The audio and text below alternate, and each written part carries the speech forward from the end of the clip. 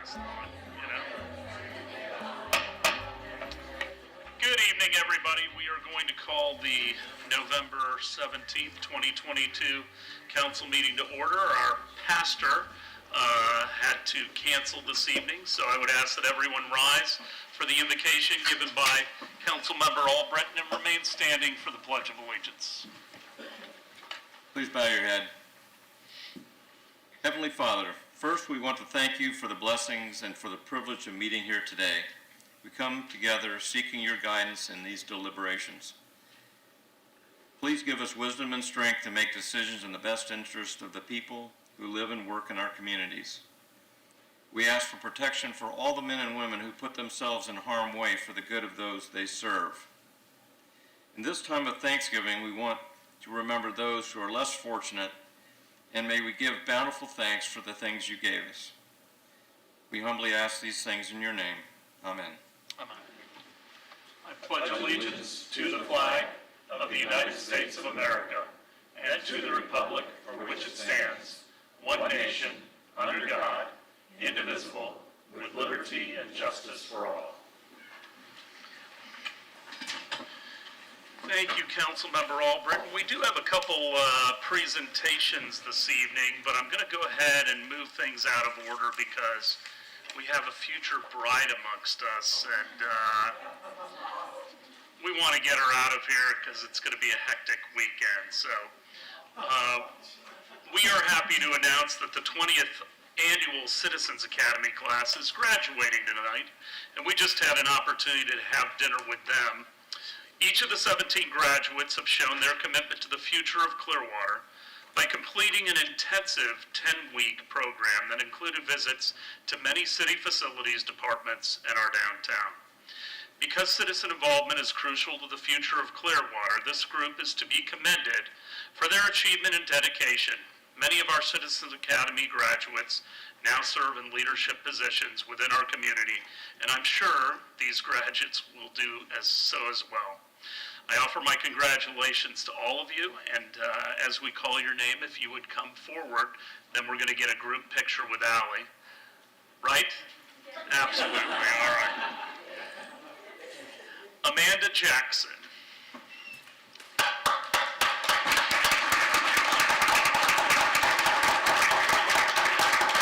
Now watch this rise right here, okay? Congratulations, thank you. Anita Fowler.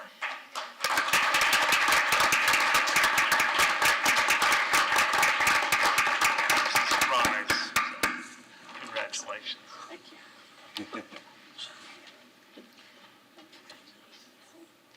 See? Congratulations. Congratulations. Charles Jackson.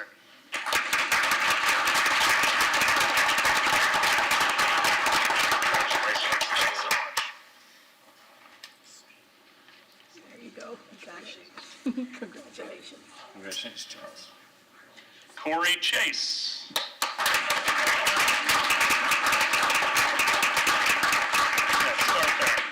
Thank you. She said go around this way. That's pretty efficient. We'll get this right before I'm not tonight's slighting over. you. Thank you all. Thank you.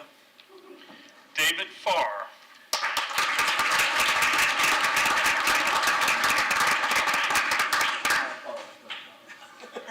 Congratulations, David. Congratulations. Congratulations. David. John Quattrocki.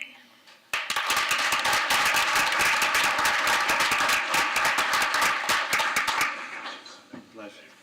Congratulations. Thanks, John. Enjoyed your comments tonight. Thanks. Kaylee Alonzo.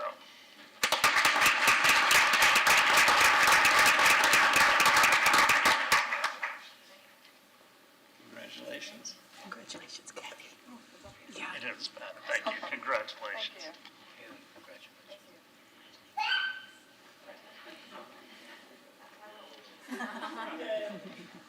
Ledrilla Jenkins.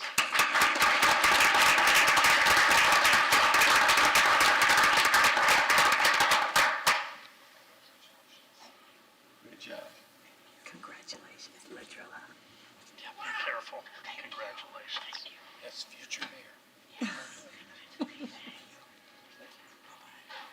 Lori Green.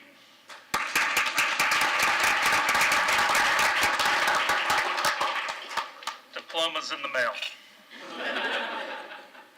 Maurice Garber.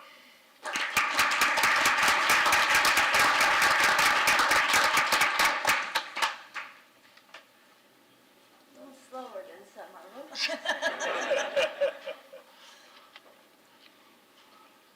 Have to use this hand to shake with. Okay. And watch that rise, please. Okay. Congratulations. All right. Good to see you, absolutely. Thank you, dear. Thank you. Thank you. Thank you.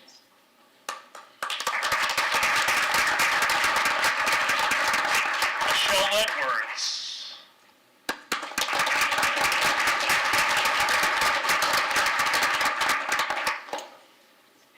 Start there. Okay, you do it however you want. I like that. Thank you. Thank you.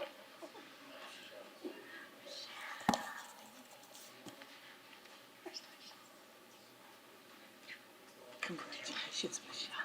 Very proud of you. Nice poem, by the way. Oh, thank you very much. Thank you. Natalie Rohde.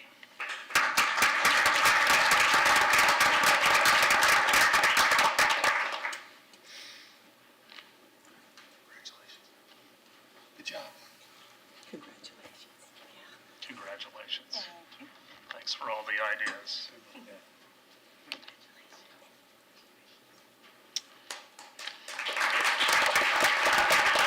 Patricia Lynch. Okay. Paul Smetana.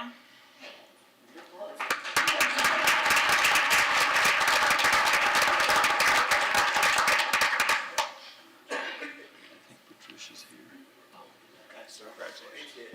Congratulations. Patricia, she might not have heard you. Congratulations. Yeah. Okay. It's okay, thanks. I'll get it next time. Oh, yeah, you bet. Thanks. Call Patricia. Appreciate it, guys. Is Patricia Lynch here? There she goes. Okay.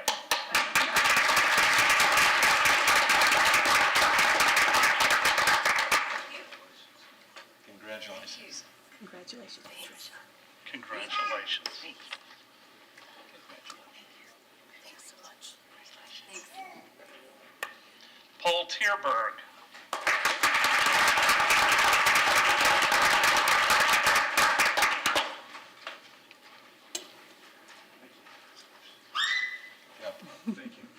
Congratulations. Congratulations. Thanks so much. Thank you. Suzanne Kramer.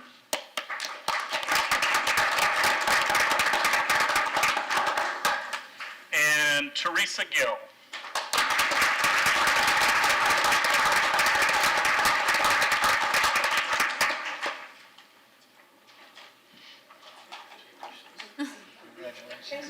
Congratulations, dear. Thank you, Teresa. Thank you. For me? Congratulations. Thank you. Please. We'd just like to say we've had an Why don't you go around to the other sides of the microphone? We'll pick you up, Teresa. Please? Yeah, right there. But, you gotta look at us, unfortunately. We had an unofficial tour guide for our 10-week session, and she hung in there with us, and you might say sometimes it was like herding cats, but we appreciate her, and she gave us an awesome tour of the city, and we wanted to present her with a small token of our appreciation. Alan Chandler.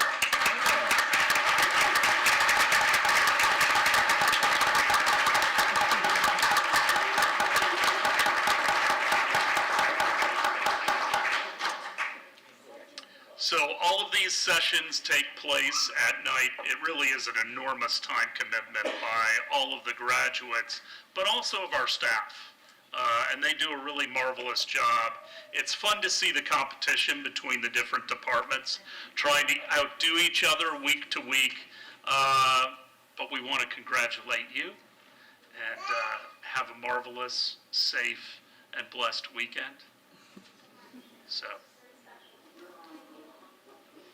Thank you all.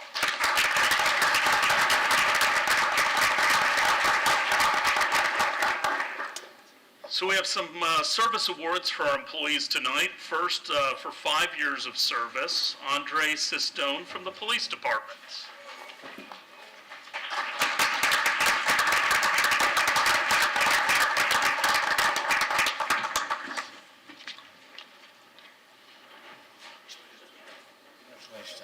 Congratulations, Andre. Congratulations. Thank you.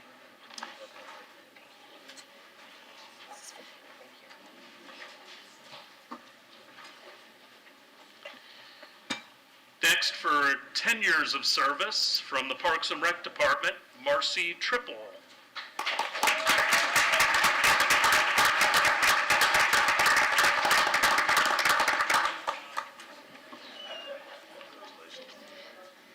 Nice job. Congratulations, Marcy.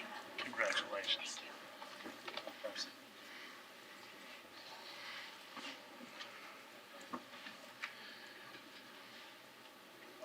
Next, we have our Buy Team Monthly Award for September, October 2022 for the Crest Lake Park Team, Maurice Hunter and Ander Woods.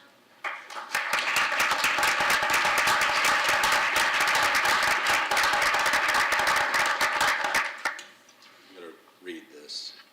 I'm going to read this to honor you. Okay? In the words of a citizen in a letter to the mayor, he said, quote, "I walk in Crest Lake Park every morning and every evening. I notice the little things as I am a landscape and flower person. I was at the dedication of the park and I remember saying to myself, they have done such a great job on this, and I hope they take care of it. I am impressed with your team at the park, especially Maurice and Ander.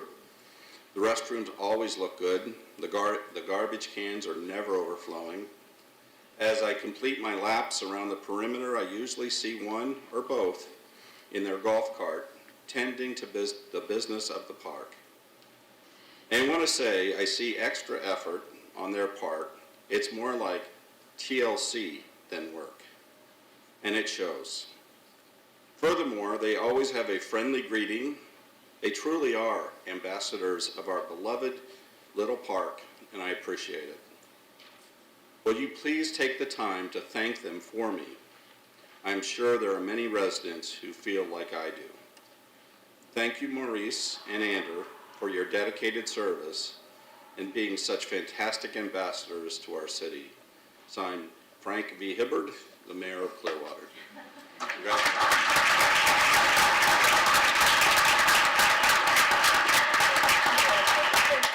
Congratulations. Okay.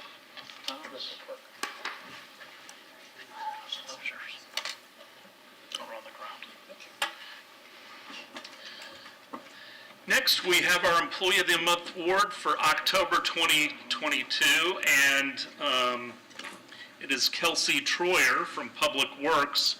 I got an email from one of our supervisors who said they were an employee for over 5 years before they ever won an award. Kelsey's second award, she's only been working with the city for 1 year, and she won the MSB award and then Employee of the Month. So, and I think your parents are here? So congratulations, Mr. Jennings.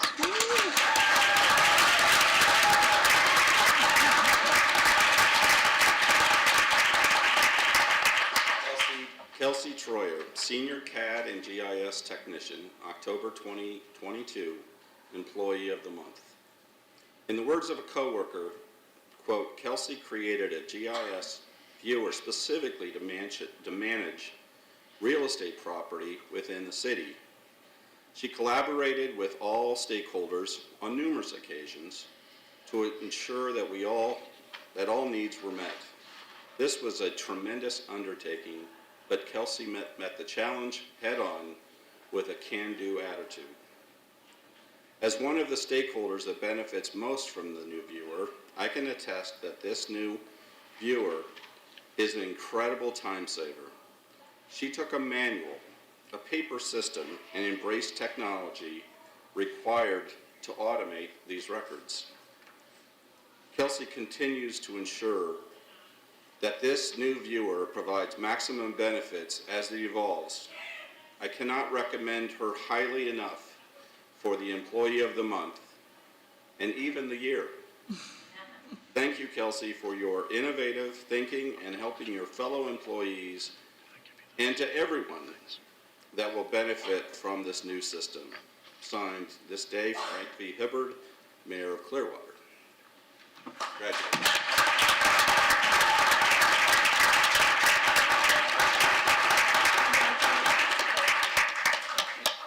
Congratulations, great job.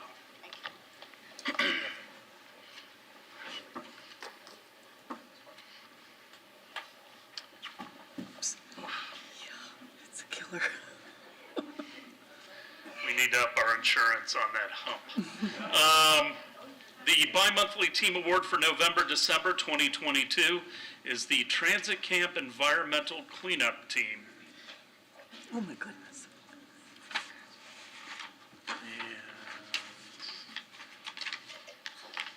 Got to get the list, guys, sorry. Is it right there? Wow, all right.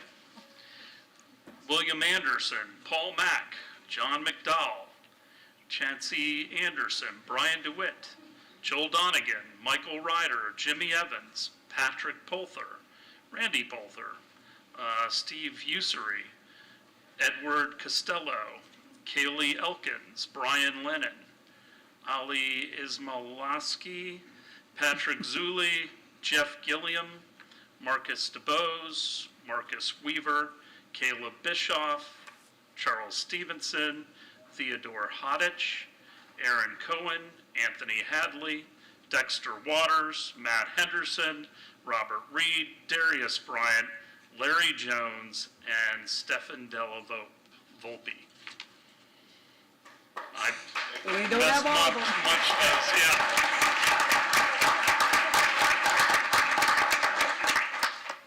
After code enforcement officers saw the transit camps, homeless outreach and directions for living representatives offered alternative housing options and were given resources like gas, transportation passes, food, and more.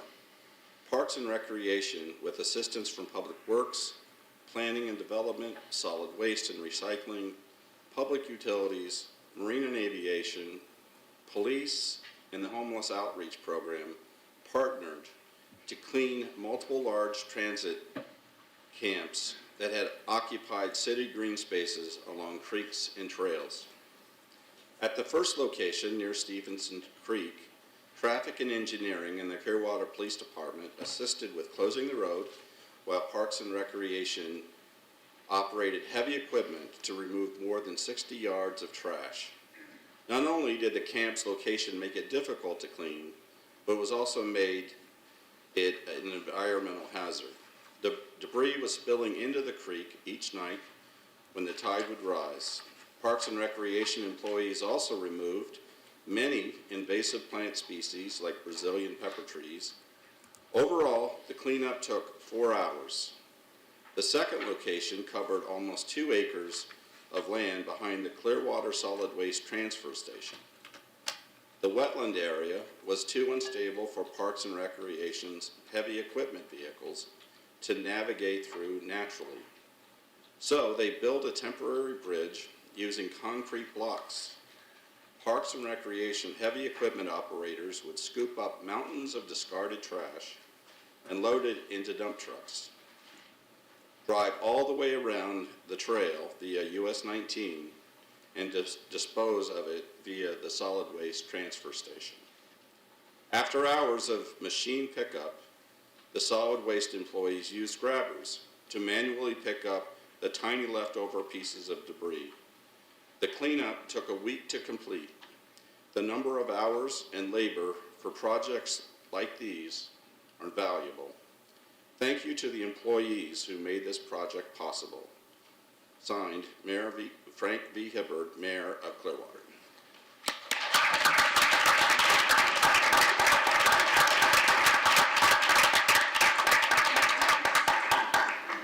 Thank you. Thank you, sir. Congratulations. Thank you for all the efforts. Congratulations. Thank you. Congratulations. Thank you. Congratulations. Thanks for all the efforts. Congrats. I'll let you take care of those.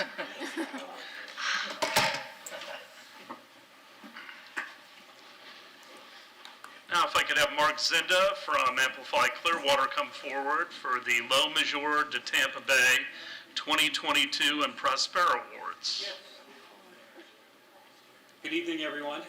On October 20th, I had the privilege and honor to join with Samantha from your neighborhood services division to attend a sponsored event by Beasley Broadcasting.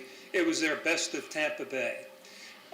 Their flagship station, 92.5 FM Maxima, which targets the Hispanic market primarily to our Puerto Rican and Cuban communities, surveyed their listeners throughout the summer, starting in June and culminating in the end of August. And when the votes were counted and the dust had settled, the city of Clearwater and Clearwater Beach had been selected for a Best in Tampa Bay award.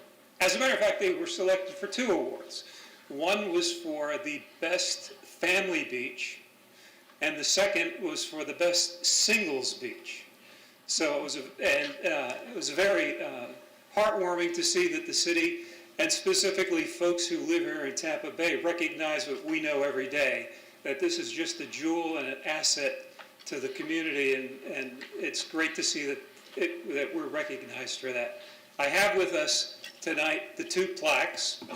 They have been on display at the Clearwater Beach Visitor Center and have triggered a lot of interest and conversation.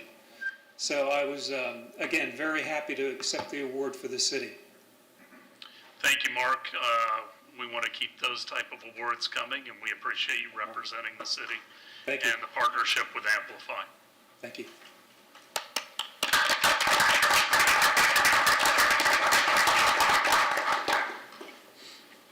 Hello, Audra Aha. I'm with Economic Development, Marketing, and Communications, and I'm here today to present this beautiful award from Prospera to the Council. This was accepted last month by Vice Mayor Beckman at Prospera's Success Stories event. And what this is, this serves as a symbol of their appreciation for the city's commitment to the development of Hispanic businesses and entrepreneurs in Clearwater. Prospera is for over 30 years, has been the lead organization helping Hispanic businesses grow. And since 2017, the city has partnered with Prospera to deliver programs in our community. To date, they've helped nearly 300 businesses and individuals to pursue and achieve their dreams. So this award is a thank you for your continued commitment. Thank you.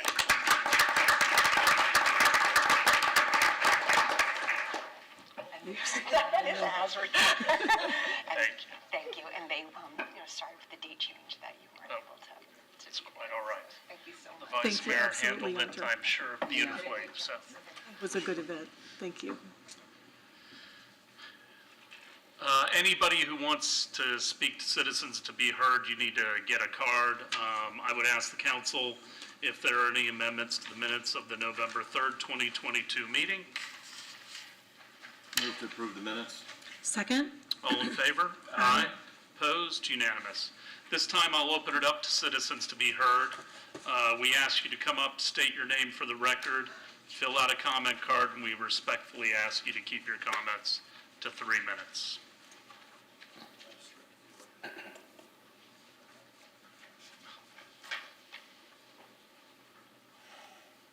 Hello, Mayor Hirbert, council members. My name is Mark Birnbaum. I've been here before. Talking today about the charter school at 2433 Nursery Road. November 12th of 21, I talked and emailed Melissa Hawk Baker, asking her to keep me informed. In December of 21, I received from her an email about the preliminary plat approval, but no communication after that date. On March the 17th, our group of 7 from Save the Nursery Road talked before the council. Mr. Jennings, along with Ms. Clayton, admitted that during the meeting, a technical error where residents living within 200 feet of the property were not legally notified. Mr. Jennings issued a stop work order on the project. March the 28th, a public meeting was held at Morningside Rec, and a show of hands, over 60 homeowners were against the charter school, but nothing further occurred. Mr. Jennings stated that he would get back to me and meet with our group with a tour of Nursery Road, but no meeting. March the 21st, Ms. Clayton reissued the second plat notice and authorized the second traffic impact study by Mead and Hunt. The June traffic study misled the readers, omitting traffic data by not using traffic from Belware Road and South Haven Drive connecting to Nursery Road. In fact, Mr. Jennings delegated his project down to Ms. Kibbitt, and she refused to accept our analysis of the missing data and stated, quote, "The city will not discuss professional technical concerns of the report and the traffic flow." This locked us out of communicating. The traffic study showed Nursery Road at Belcher and US 19 both rated as failed F. That's a bad, 3 of them. October 20th, I was here and spoke before the council and was appointed a point person, if you remember, with Mr. Jennings stating that he would, quote, "personally get back to me." Well, October the 27th came, November the 3rd, and November the 14th, I reminded Mr. Jennings, who then said and wrote to obtain a document asking for answers. His answer was, "The city staff has provided many answers to questions, responded to documents requests, and met with the neighborhoods. Nursery Road has failed 3 times as F. Likewise, Mr. Jennings, the city manager's rating with Nursery Road project, also gets 3 Fs for failing for his lack of involvement." I have here his email. I hope it can be seen this way.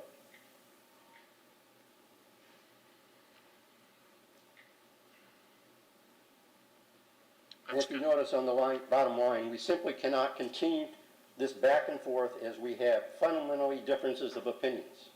Opinions on the project in question. Well, let me say opinions don't count, but facts do. Data is important. Do you have any questions? Thank you. Thank you, Mr. Birnbaum.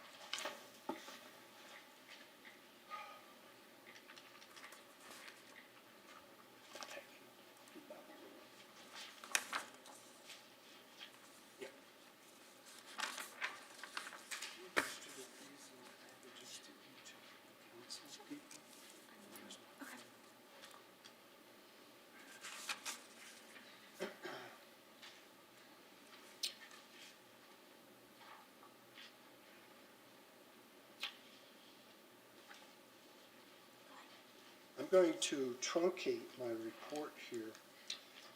I'd like to call your attention to one of the packet pieces that I'm giving you. You could just give your name for the record.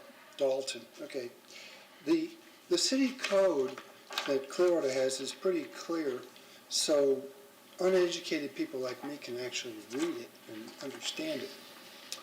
So I was here about 8 months ago, and I gave you council members this section. Now, I'm really disappointed that none of you took the time or trouble to look at this and get back to me. So I'm showing it to you again. It's section 4-701. And the important part of this is that the church that owned the original property separated it into 2 different lots. This city code says, basically, plats shall be approved except for previously platted properties where not more than 2 tracks are involved, which this is, and note, secondly, C2, no new street or alley is proposed, or additional right-of-way is required.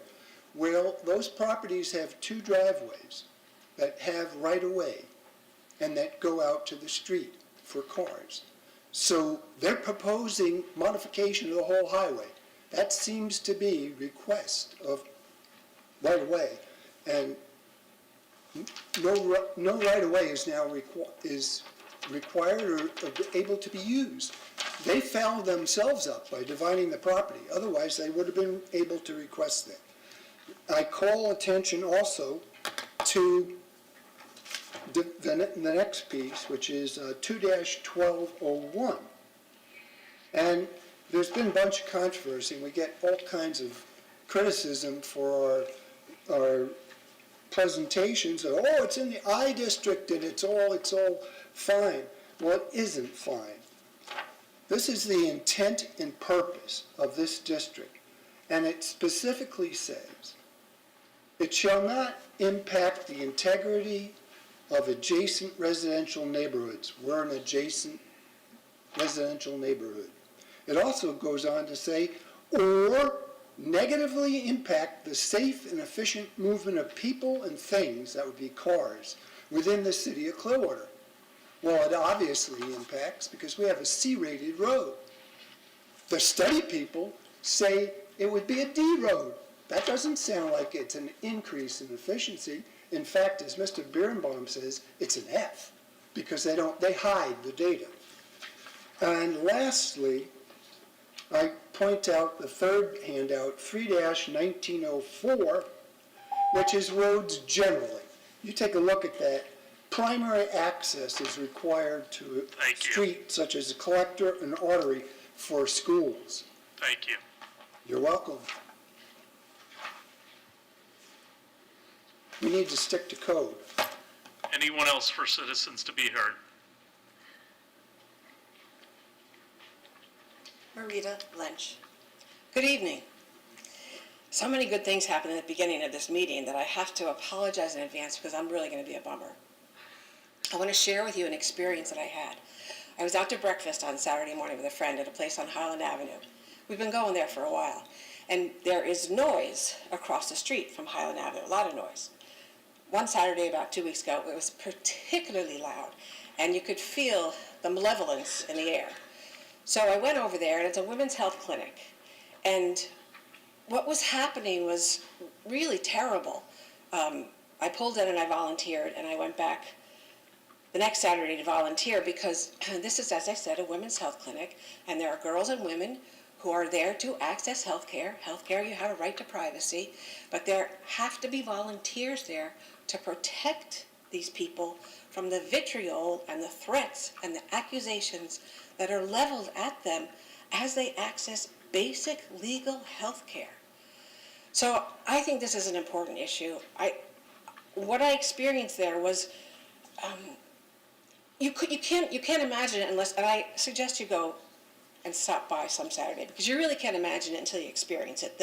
The vitriol, the things that are said to these women, the malevolence, the threats, the intimidation. But I thought it was important to talk to all of you at the same time because this is our community. This is where we live. And by letting this happen, people trying to access basic health care, we are tolerating this. This clinic has been there for a long time, more than 35 years. I know because I used them 35 years ago, and nothing ever happened there. I used them again, I think, 5 years ago. Nothing happened. This is a recent development, and you have to experience it to believe that it could truly be happening. And I would advise have a drive by or walk by, stop by, and step out for a few minutes because it's reprehensible. And the fact that we are allowing this to happen in our community, people can't access basic health care without being vilified. It's terrible. It's terrible. So I'm sharing that with you because you are in a position to do something about it if you choose to do so. Thank you. Thank you, Ms. Lynch. Anyone else?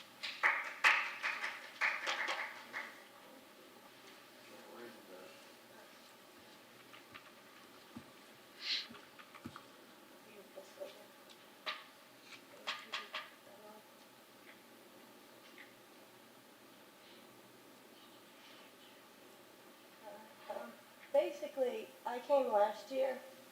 My name's Kathy Flaherty. I came last year you guys had the recent cleanup on the beach, the big cleaning, and I appreciate you guys doing that. I wanted to volunteer, but I was unable, but I do pick up trash a lot. The red spots are all the cleanups. The blue spot is where I'm talking about tonight. That's the East Gate. All this area drains into Stevenson's Creek. These are the dumpsters of the area. So I made a little slideshow. These are basically where they are. You see Stevenson's Creek. That's a dumpster sitting on top of the storm drain. This is common. This is just today and last week. There's an empty can of something over the drain. That's part of the streetscape. I don't know if that dumpster's gonna get moved. All of this, I've been complaining for 5 years about this. No one's done a thing. They painted this dumpster. See the drain? There's a drain right there. All that trash goes in that drain. But it's a painted dumpster. There's more painted dumpsters. And there's another drain. There's another dumpster. There's another one. These are all supposed to be enclosed per code. They're all illegal, but nothing will be done. Nothing. And I mean, this is my community, and I've been waiting for 15 years for someone. They finally fixed that one, but all these just sit, and the trash pours out. See the trash on the bottom? There's another one. Mr. Horn told me to pick up the trash when I complained about it.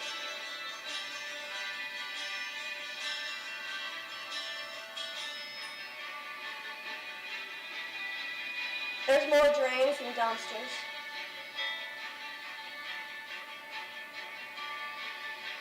That one just sits in the middle of nowhere. That's another one. There's Stevenson's Creek. You can see it behind there. There's Stevenson's Creek. You can see it there. All these go to Stevenson's Creek. When it rains, it goes into the drains that run to Stevenson's Creek. And I've asked, I've begged. I don't know what to do. Their grandfather did. There's a law that says these are all illegal. Code says they're illegal. The city says they're illegal. Trash says they're illegal. Jennings says they're illegal. There's another drain. That's Stevenson's Creek right there, those big tall trees. That's Stevenson's Creek right there. Stevenson's Creek. Stevenson's Creek.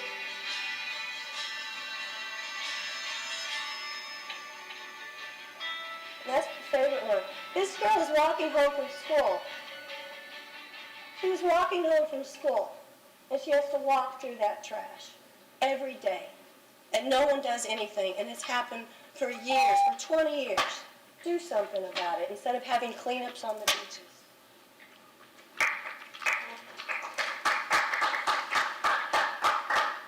Anyone else for citizens to be heard?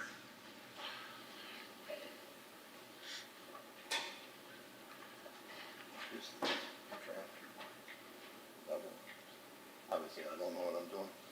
Yeah, okay. They brought it up. Okay. Flip it. It's upside down. Should I put it the other way around? Yeah, Okay, all right. give us a 180.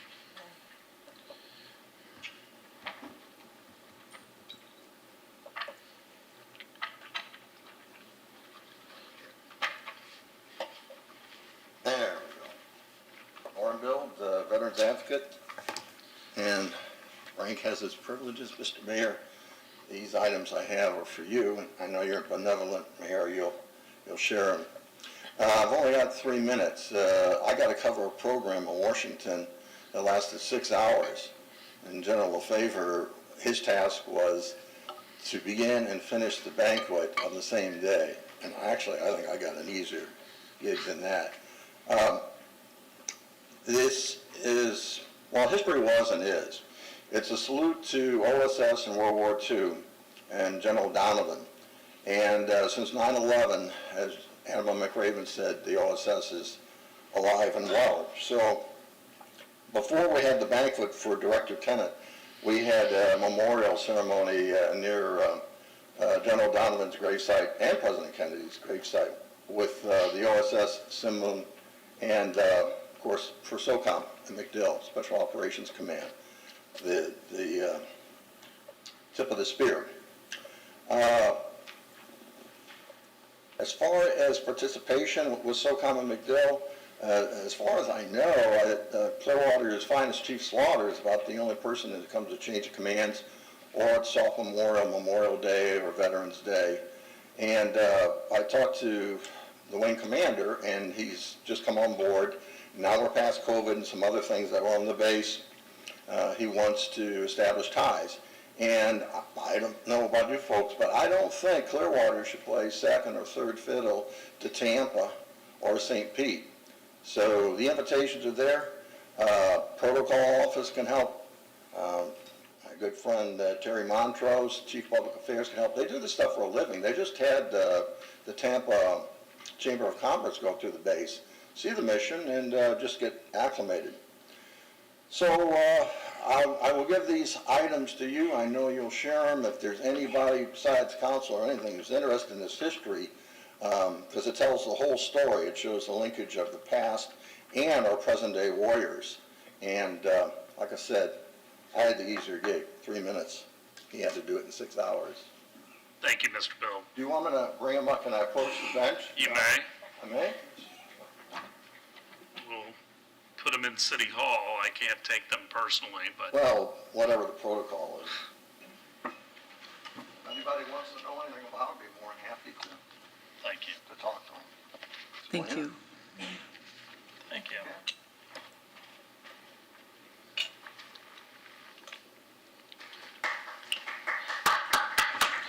And Mr. Bill, I used to attend all of these special forces when I get invitations. Well, I'm going to check into so- that one. I think there was an administrative snafu there, and I want to look into that for you. General Brown and Admiral Olson, I had relationships with back in the previous administration, so. But next, we'll sign the insurance rate, so Okay. it's on me. Anyone else for citizens to be heard?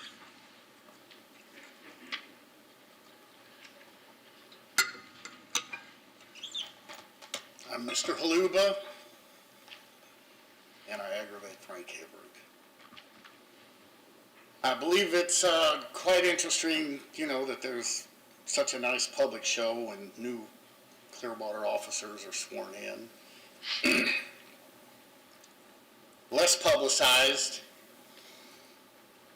are the number of resignations or outright terminations of the Clearwater police officers that they replace. There's a strict promotion from within strategy with Clearwater Police that perpetuates bad policies and practices of Clearwater Police. These are not things in the past, Mr. Hibbard. It's no wonder that some of these actions are perceived as strange and sinister, not only by many citizens, but many others. Now, I've had a really long and unhappy relationship with Daniel Slaughter. And this is the very first time I've ever seen him in street clothes, which is interesting because one of you sitting up there recently made a comment about how I dress. It's interesting because I don't give a care what you people think about how I dress. But it is interesting that apparently Mr. Gandy has given Mr. Slaughter his list of thrift stores and yard sales to acquire his clothing from. And Mr. Gandy has a problem with his privacy, apparently. And all I can say to address that is, he's not a private citizen. Maybe he should become one real soon.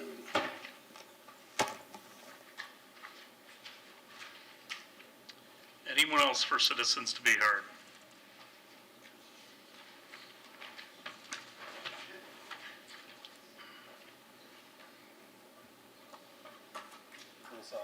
Okay.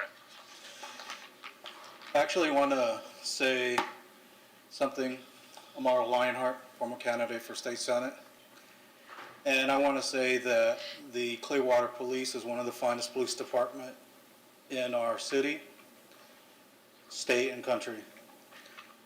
I can't stand to hear that level of negative affirmations coming from towards our police department that do anything but serve with excellence. The Chief Slaughter, along with his police department, have been, every single interaction I've ever had with them, have been professional. They've been on top.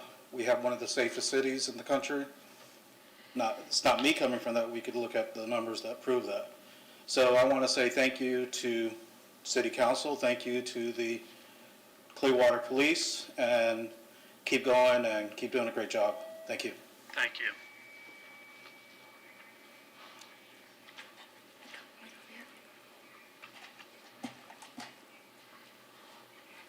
Hi, my name's Lisa Lanza.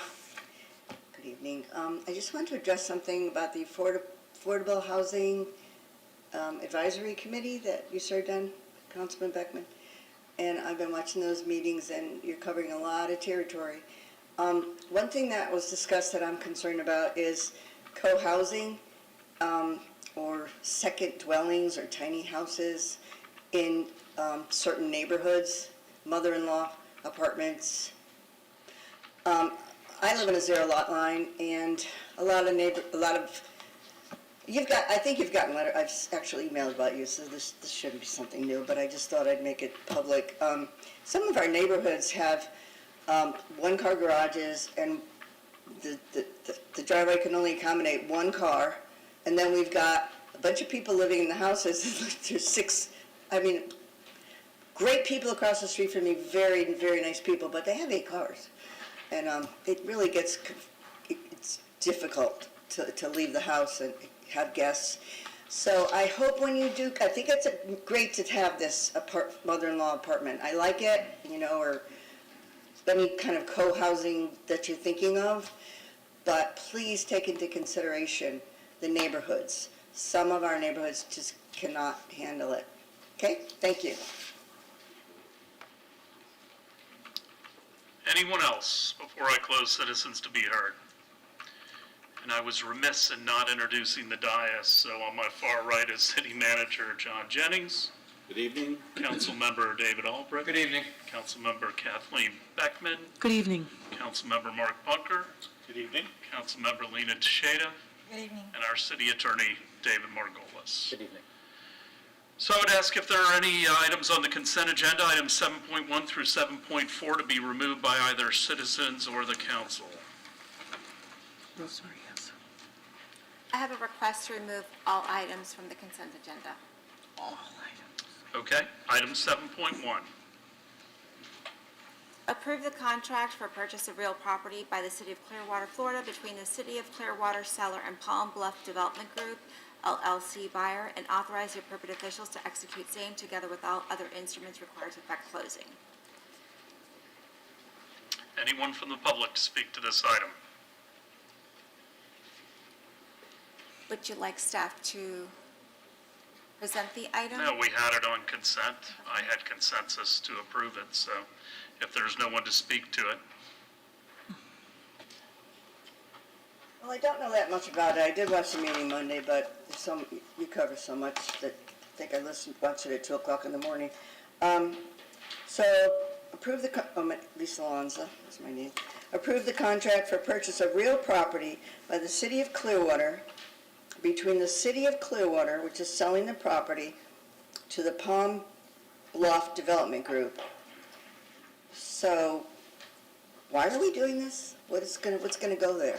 And what is the actual address of the property that we're selling to them, and why are we doing it? If you could just briefly tell the public why you've made that decision, that would be great. Thank you.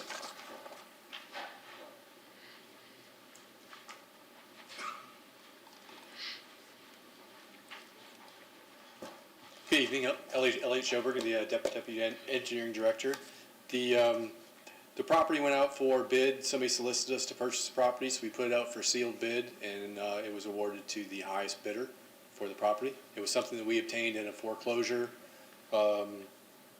back in 18.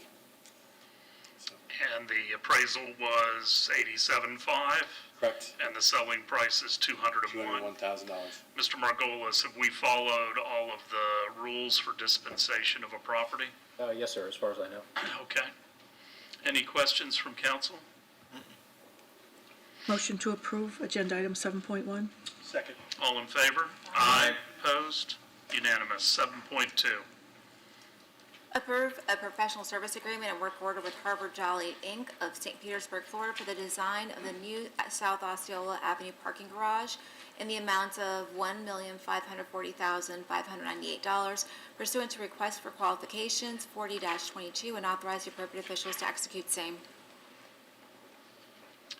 Anyone from the public to speak to this item? Did you pull all these pulled, Ms. Lanza? Yes, I did. So I'm assuming it's you for all four? That's right, absolutely. Yep.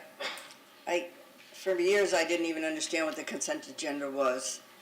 And many times, because the meetings on Monday are at 9 o'clock in the morning, and, now that I'm retired, I do try to watch them, but I have a lot more time now than I used to. But a lot of people don't. So you have these great discussions on Mondays at 9 in the morning, but very few people have the time to watch them. So maybe they'll catch a little bit. No, okay, so back to this.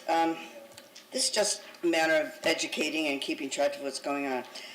Can I assume that is the parking lot that the city's going to build on the on the property that we purchased from the Peace Presbyterian? Okay, because there's not actually an address in there. I know I can click on the link and all that, but I don't have my glasses and it's complicated. Okay, so just to reiterate, this is the property. I think it's 701 Osceola. Is that correct? It's the corner of Osceola and Pierce. Thank you. Northeast corner of Osceola and Pierce. Okay. Behind Peace Memorial Presbyterian Church. Okay, so this will be the parking which everyone's talked about. Where's everybody going to park for the amphitheater and the park activities? This is where people are going to park. One of many places. One of the places. Okay, thank you. Yes, ma'am. Anyone else to speak to item 7.2? Do I have a motion? Move to approve item 7.2. Second. All in favor? Aye. Opposed? Unanimous. 7.3. Approve settlement of workers' compensation claims 19,000,114 and 21,000,021 for payments of $120,000 to Jesse Myers, inclusive of attorney fees and costs, with a general lease of all claims and authorize the appropriate officials to execute same. Ms. Lanza. We're going to have to get you a chair all up this here. extra time. So this is a workers' comp claim, and what happened? Why was a person in a car accident? Did they fall out of a tree? I mean, did we put anything in prevention so we won't have any issue like this happen again? Workers' comp means a person got hurt at work somehow. Could this possibly be the person who was driving the truck on the next street next to mine where the boom was up and hit the telephone line and we had an explosion? I thought it was the end of the world. Had two giant explosions. Anyway, so there was a time you didn't put workers' comp. You didn't talk about them because you really didn't want to. It seems like now that City Manager Jennings is here. We've never had a choice as to whether to put them on the agenda or not. They often do not come to council for settlement. We just pay the claims. So it comes to the council for settlement because it's higher than normal settlement, possibly? And we're settling for a denomination that is agreeable to both parties. Of course. Well, I just hope whatever happened, you have put preventions in place so it doesn't happen again. Thank you. Thank you. Does Ms. Lanza know that she could watch the work session at any time, 24 hours a day on YouTube or any of the... He said this about me. Oh, I just wanted to make sure because I know you are on YouTube a lot, so... I watch him as much as I can. Excuse me. Do I have a motion for item 7.3? Motion to approve item 7.3. Second. All in favor? Aye. Opposed? Unanimous. 7.4. Approve the Second Amendment to lease agreement between Clearwater for Youth, Inc. and the City of Clearwater to provide additional office space and provide payment for tickets to CFY events and authorize the appropriate officials to execute same. Okay, Clearwater for Youth. That is a nonprofit. If you want to look up who the director is and who's on the board of directors, you can just Google, hopefully, IRS, Clearwater for Youth, IRS 990, and you can see the salaries. It's a nonprofit. You can see who's on the board of directors, who's the director, and what the salaries are.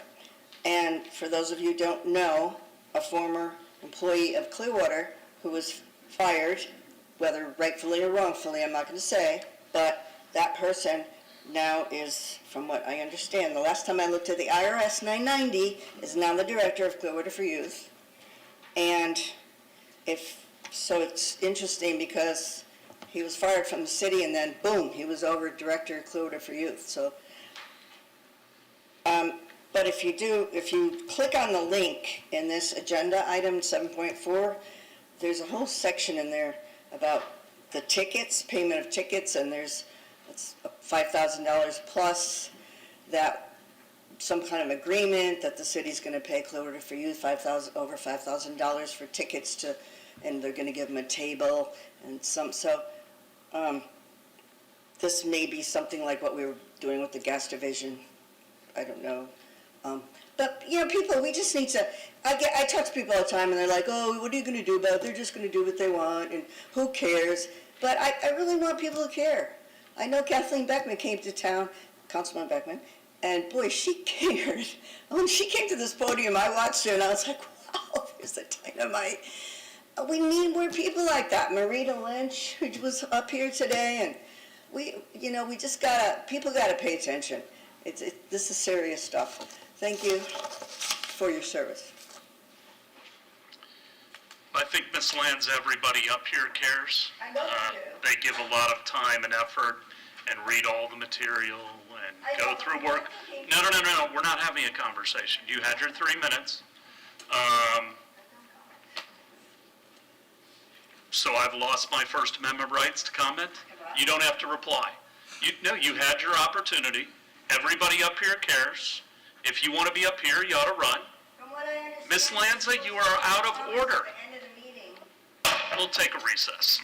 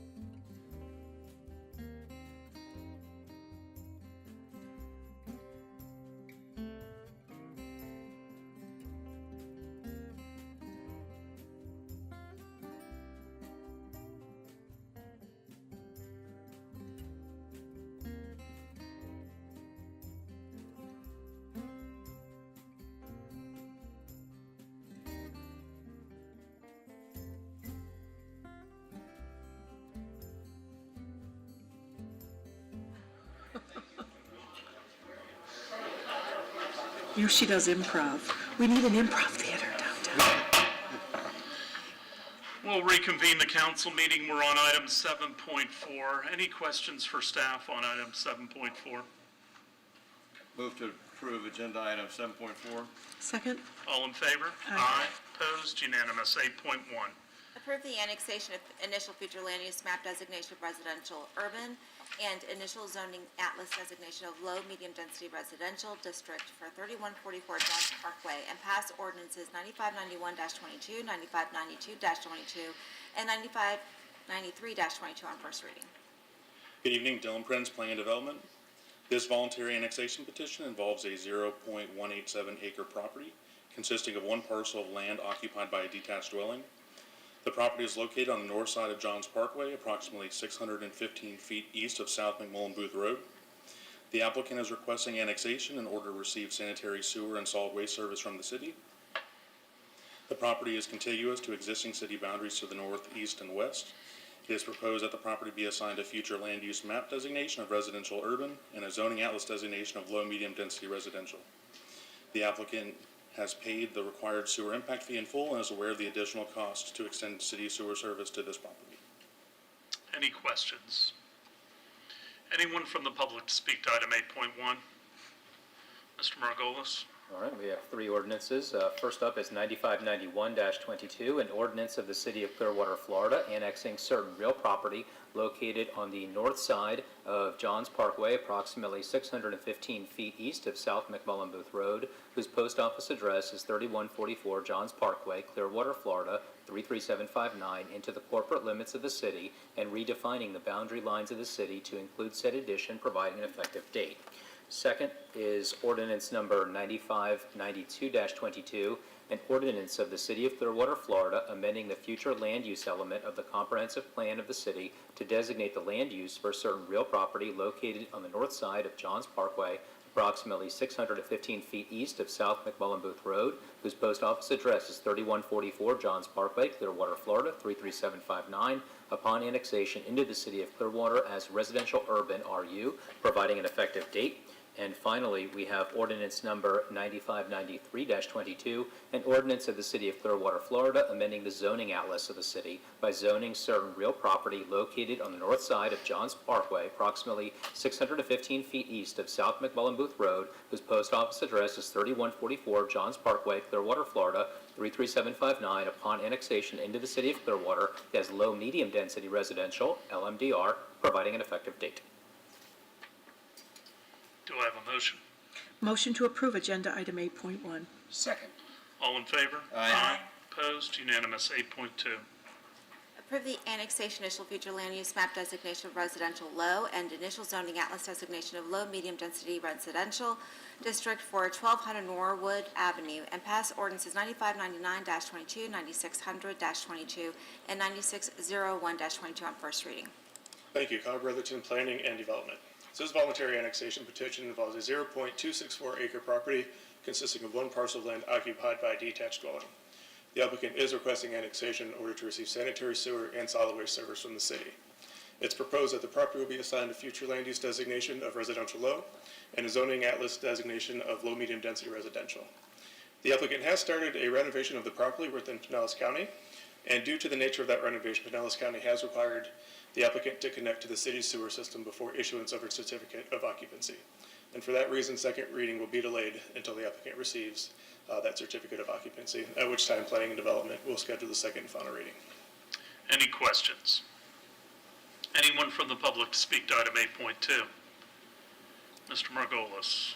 First up is ordinance number 9599-22, an ordinance of the City of Clearwater, Florida, annexing certain real property located on the west side of Norwood Avenue, approximately 500 feet north of Lakeview Road, whose post office address is 1200 Norwood Avenue, Clearwater, Florida, 33756, into the corporate limits of the city and redefining the boundary lines of the city to include said addition, providing an effective date.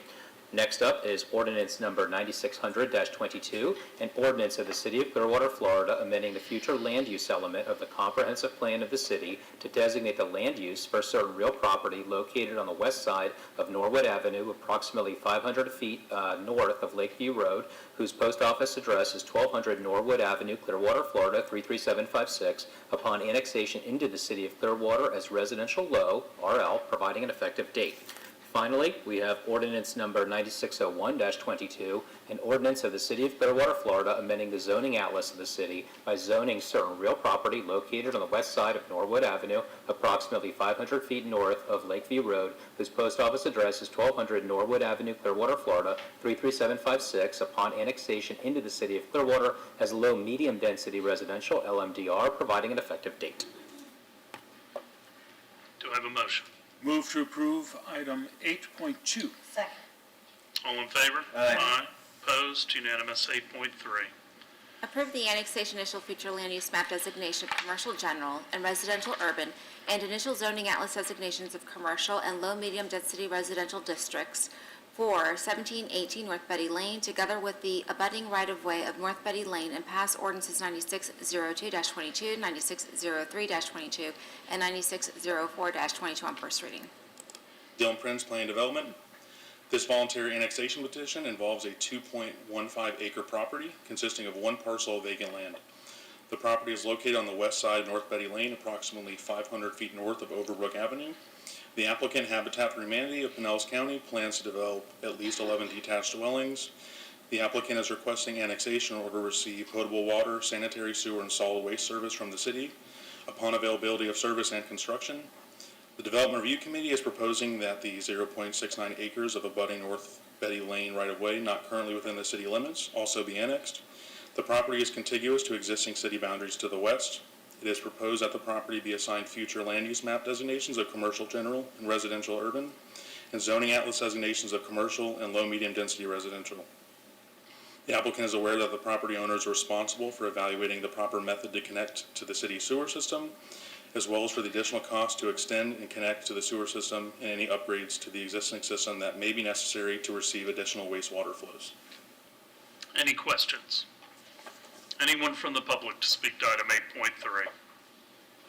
Mr. Margolis. First up, ordinance number 9602-22, an ordinance of the City of Clearwater, Florida, annexing certain real property located on the west side of North Betty Lane, approximately 500 feet north of Overbrook Avenue, whose post office address is 1718 North Betty Lane, Clearwater, Florida, 33755, together with certain right-of-way of North Betty Lane into the corporate limits of the city and redefining the boundary lines of the city to include said additions, providing an effective date.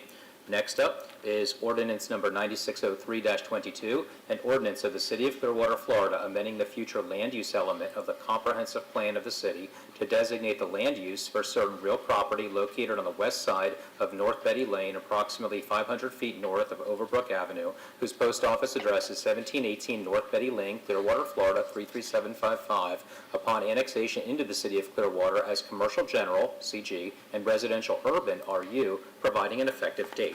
Finally, we have ordinance number 9604-22, an ordinance of the City of Clearwater, Florida, amending the zoning atlas of the city by zoning certain real property located on the west side of North Betty Lane, approximately 500 feet north of Overbrook Avenue, whose post office address is 1718 North Betty Lane, Clearwater, Florida, 33755, upon annexation into the City of Clearwater as commercial, C, and low-medium density residential, LMDR, providing an effective date. Do I have a motion? Move to approve agenda item 8.3. Second. All in favor? Aye. Opposed? 8.4. 8.4 was withdrawn. Anyone from the public to speak to item 8.4? Okay, item 8.5. Approve the annexation initial future land use map designation of residential low and initial zoning atlas designation of low medium density residential district for 3047 Terrace View Lane, and pass ordinances 9621-22, 9622-22, and 9623-22 on first reading. Thank you. Carr Brothers in Planning and Development. This voluntary annexation petition involves a 0.184 acre property consisting of one parcel of land occupied by a detached dwelling. The applicant is requesting annexation in order to receive sanitary sewer and solid waste service from the city. It's proposed that the property will be assigned a future land use map designation of residential low and initial zoning designation of low-medium density residential. The applicant has paid the required sewer impact fee in full and is aware of the additional cost to extend the city sewer. And upon annexation, solid waste will be provided to the property. Any questions? Anyone from the public to speak to item 8.5? Mr. Margolis. First up, ordinance number 9621-22, an ordinance of the City of Clearwater, Florida, annexing certain real property located on the south side of Terrace View Lane, approximately 440 feet west of McMullen Booth Road, whose post office address is 3047 Terrace View Lane, Clearwater, Florida 33759, into the corporate limits of the city and redefining the boundary lines of the city to include said addition, providing an effective date.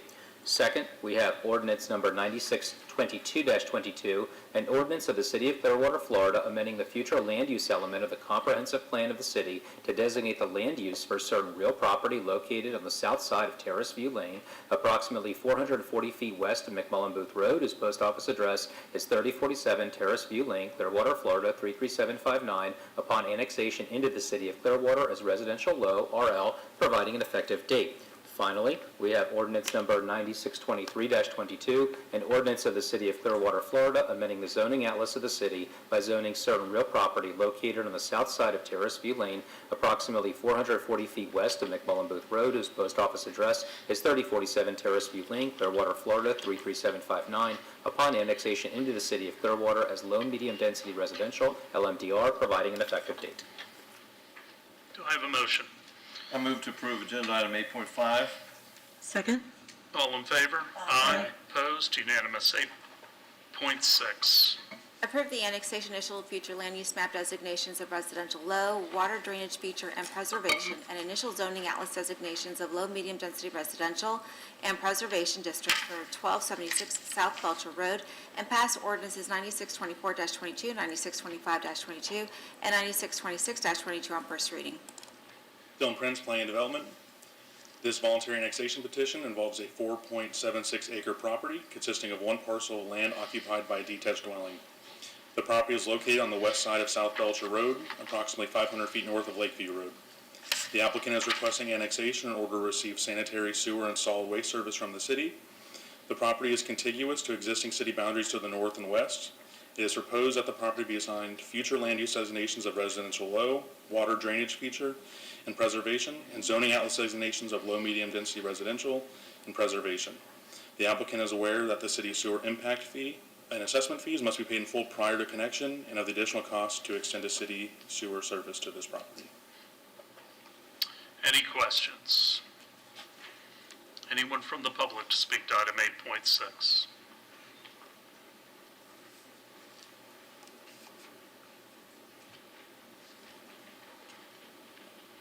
Good evening, Mayor and council members. My name is Ralph Spencer. I live at 6 Dorado Place in Clearwater, which is near the property. It's in between Lakeview and the property. So I'm north of Lakeview, south of the property.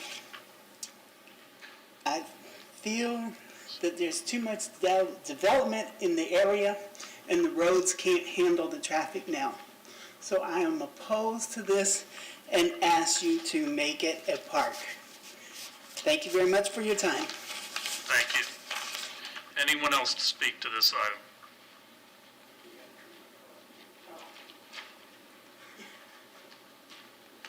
All right.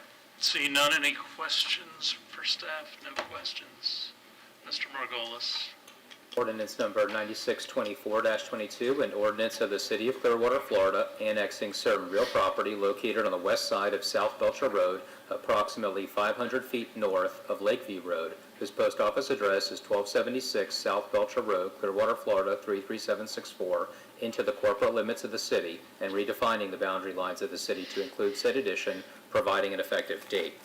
Second ordinance is 9625-22, An ordinance of the City of Clearwater, Florida, amending the future land use element of the comprehensive plan of the city to designate the land use for certain real property located on the west side of South Belcher Road, approximately 500 feet north of Lakeview Road, whose post office address is 1276 South Belcher Road, Clearwater, Florida 33764, upon annexation into the City of Clearwater as residential low RL water drainage feature and preservation P, providing an effective date. Finally, there is ordinance number 9626-22, an ordinance of the City of Clearwater, Florida, amending the zoning atlas of the city by zoning certain real property located on the west side of South Belcher Road, approximately 500 feet north of Lakeview Road, whose post office address is 1276 South Belcher Road, Clearwater, Florida 33764, upon annexation into the City of Clearwater as low-medium density residential, LMDR, and preservation, P, providing an effective date. So I just want the public to understand that this is not an actual development yet. There are no plans, there are no designs or intentions in front of us. All this is, Ms. Clayton, is an annexation. So we are just allowing the property to annex in from the county into the city, which would give them the ability at some point to get water and sewer from the city, which is not available otherwise. So just want everybody to be clear on that. Do I have a motion? Motion to approve agenda item 8.6. Second. All in favor? Aye. Opposed? Unanimous. 8.7. Approve the annexation initial future land use map designation of residential urban and initial zoning atlas designation of low medium density residential district for 1282 Palm Street, together with the abutting right-of-way of North Betty Lane, and pass ordinances 9630-22, 9631-22, and 9632-22 on first reading. Dillon Prince Plan Development. This voluntary annexation petition involves a 0.241 acre property consisting of one parcel of land occupied by a detached dwelling. The property is located on the northwest corner of Palm Street and North Betty Lane. The applicant is requesting annexation in order to receive sanitary sewer and solid waste service from the city. The Development Review Committee is proposing that the 0.30 acres of abutting North Betty Lane right-of-way, not currently within the city limits, also be annexed. The property is contiguous to existing city boundaries to the west. It is proposed that the property be assigned a future land use map designation of residential urban and a zoning atlas designation of low-medium density residential. The applicant is aware that the city's sewer impact and assessment fees must be paid in full prior to connection and of the additional costs to extend city sewer service to the property. Any questions? Anyone from the public to speak to item 8.7? Mr. Margolis. Ordinance number 9630-22, an ordinance of the City of Clearwater, Florida, annexing certain real property located on the northwest corner of Palm Street and North Betty Lane, whose post office address is 1282 Palm Street, Clearwater, Florida 33755, together with certain right-of-way of North Betty Lane into the corporate limits of the city and redefining the boundary lines of the city to include said addition, providing an effective date. Next up is ordinance number 9631-22, an ordinance of the City of Clearwater, Florida, amending the future land use element of the comprehensive plan of the city to designate the land use for certain real property located on the northwest corner of Palm Street and North Betty Lane, whose post office address is 1282 Palm Street, Clearwater, Florida 33755, upon annexation into the City of Clearwater as residential urban RU, providing an effective date. Finally, we have ordinance number 9632-22, an ordinance of the City of Clearwater, Florida, amending the zoning atlas of the city by zoning certain real property located on the northwest corner of Palm Street and North Betty Lane, whose post office address is 1282 Palm Street, Clearwater, Florida 33755, upon annexation into the City of Clearwater as low-medium density residential, LMDR, providing an effective date. Move to approve item 8.7. Second. All in favor? Aye.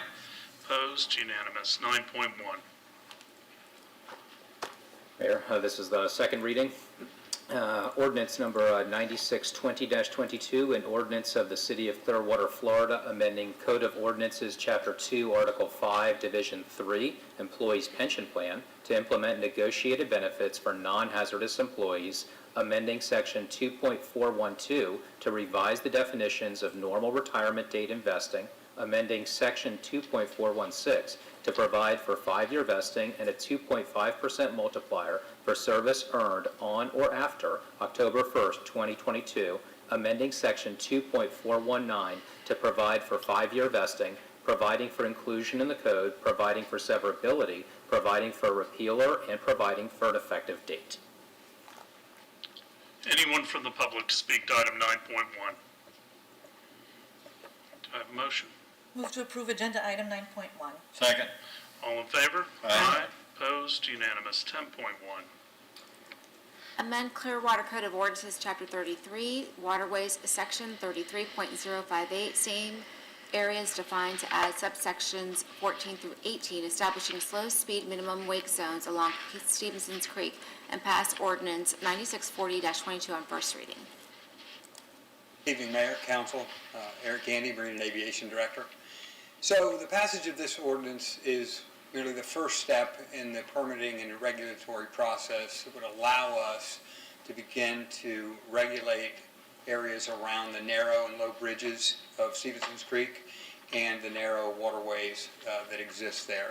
There's been an increase in personal watercraft traffic and vessels traveling at speed through the creek, and that creek is also utilized by canoers, paddleboarders, kayakers, and the like.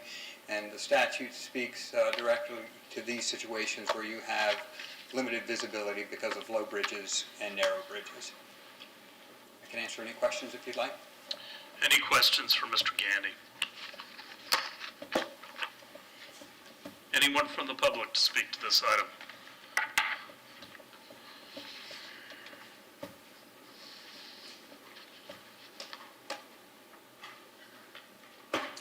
Good evening, Darrell Lakey. I want to thank you all for your service. I know you have time. I imagine you have families too, but thank you for serving the city. It's probably a thankless job, but I thank you anyway. I also want to thank the police chief and all of his officers. They're just wonderful and do a great job. And then, Mr. Gandy. I've been working on this about a year with him and longer with that.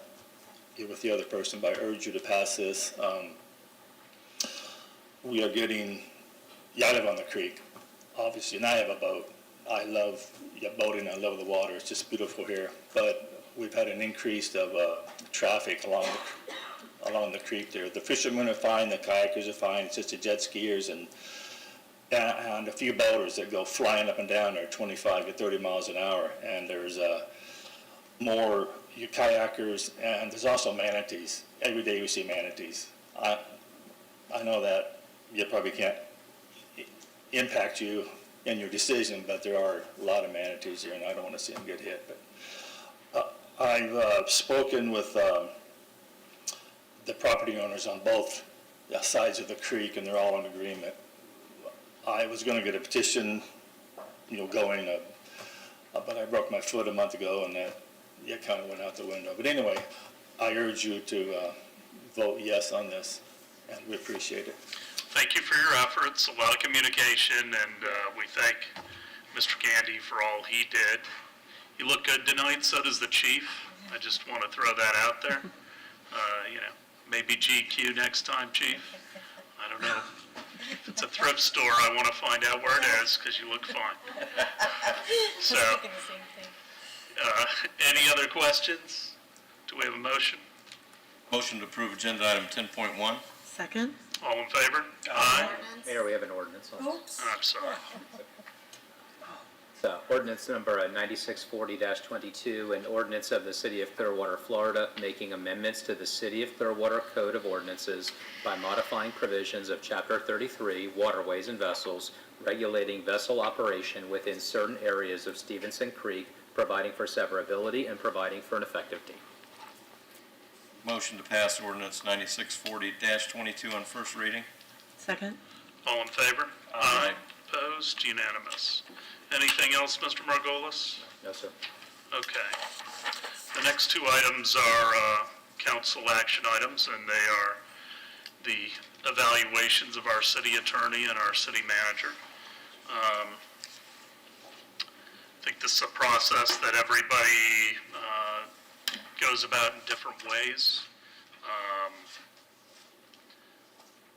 I did some reviews with both employees, and sat down and talked about a bunch of different issues.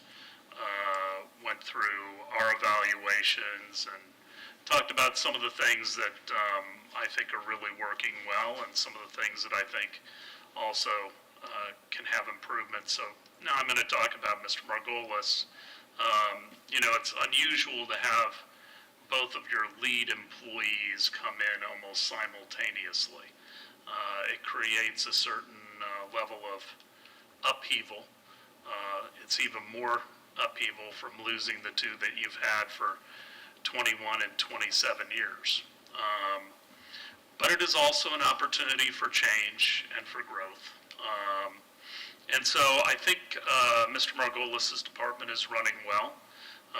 He's looked at all of his different attorneys. He had to replace one right off the bat in PD, which I believe is working out very well. One of the things we talked about when he was in the interview process, and one of the criteria that we looked at as a council, was whether the attorney was board certified. And Mr. Margolis at the time was not. There was one other applicant that was, something that I asked him about, and he pursued that and fulfilled that. I was happy that he bought a house in the city fairly rapidly. I don't think he's as happy because he might have caught the top of the market. But it certainly showed a commitment. I think he spent a lot of time on budgeting, which is important to me. He was one of the people that raised his hand for zero-based budgeting. And I can tell you most department heads aren't going to raise their hand on doing zero-based budgeting because it's not easy. And it's really looking from ground zero. But I did appreciate that. You know, we've always had outside counsel for our pension advisory committee, at least as long as I've been involved in the city. So over 20 years. And Mr. Margolis felt like he could bring that inside, still have outside counsel. One of the things I've said to him is I want to make sure, as budget conscious as he is, I want to make certain that if we need outside counsel, we cannot have expertise in everything with the size staff that we have. And if we need to go outside, I want him to feel free to do so. Obviously, you know, a huge highlight was getting the Bluffs deal done and the referendum language, which to put anything in 75 words is difficult. And with all the moving parts of the development agreement and the purchase sale agreement, I think it was done in record time. And it wasn't just Mr. Margolis. He relies on an entire staff. But certainly kudos on that. We have good meetings. I think he gives good advice. If he does not know the answer, he goes out and finds it.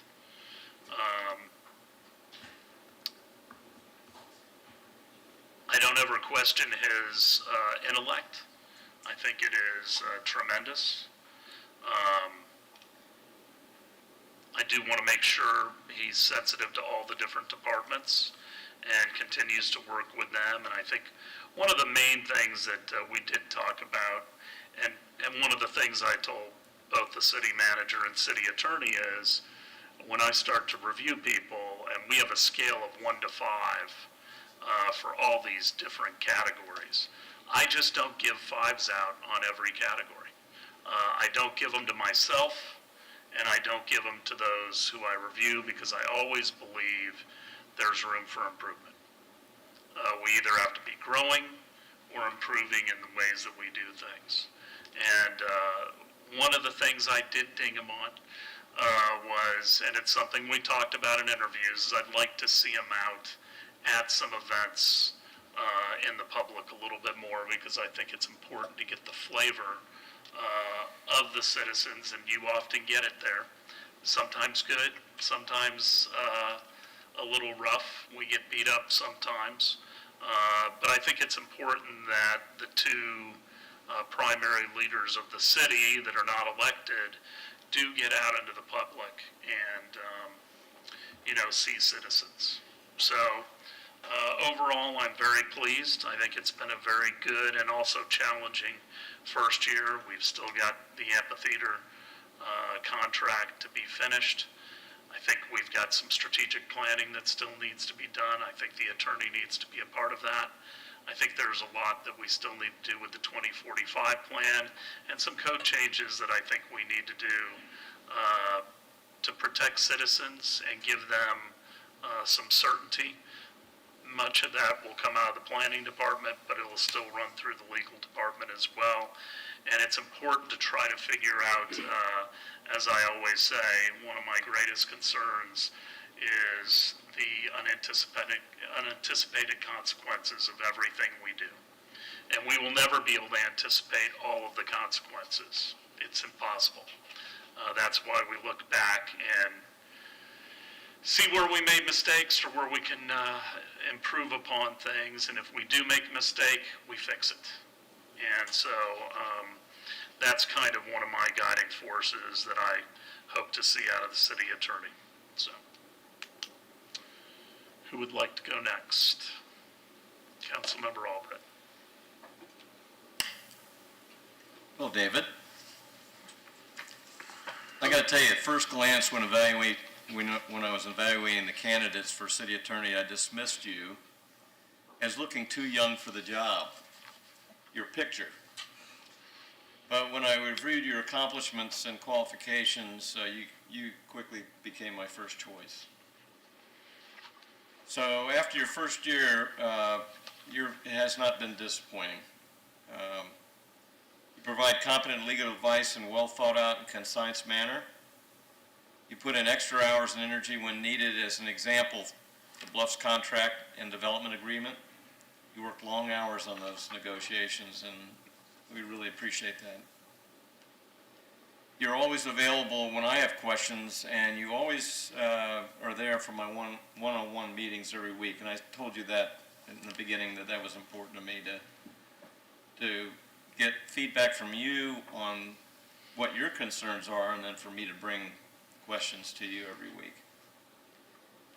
Some of the examples of accomplishments in your first year are reorganizing all outside legal counsels from various departments through the city attorney's office, and I think that was something that we should have done a while back, but I'm glad you saw that and you fixed it. The hiring of the police attorney after retirement of a long-standing counselor. Long hours and successful negotiations with the Bluff Group.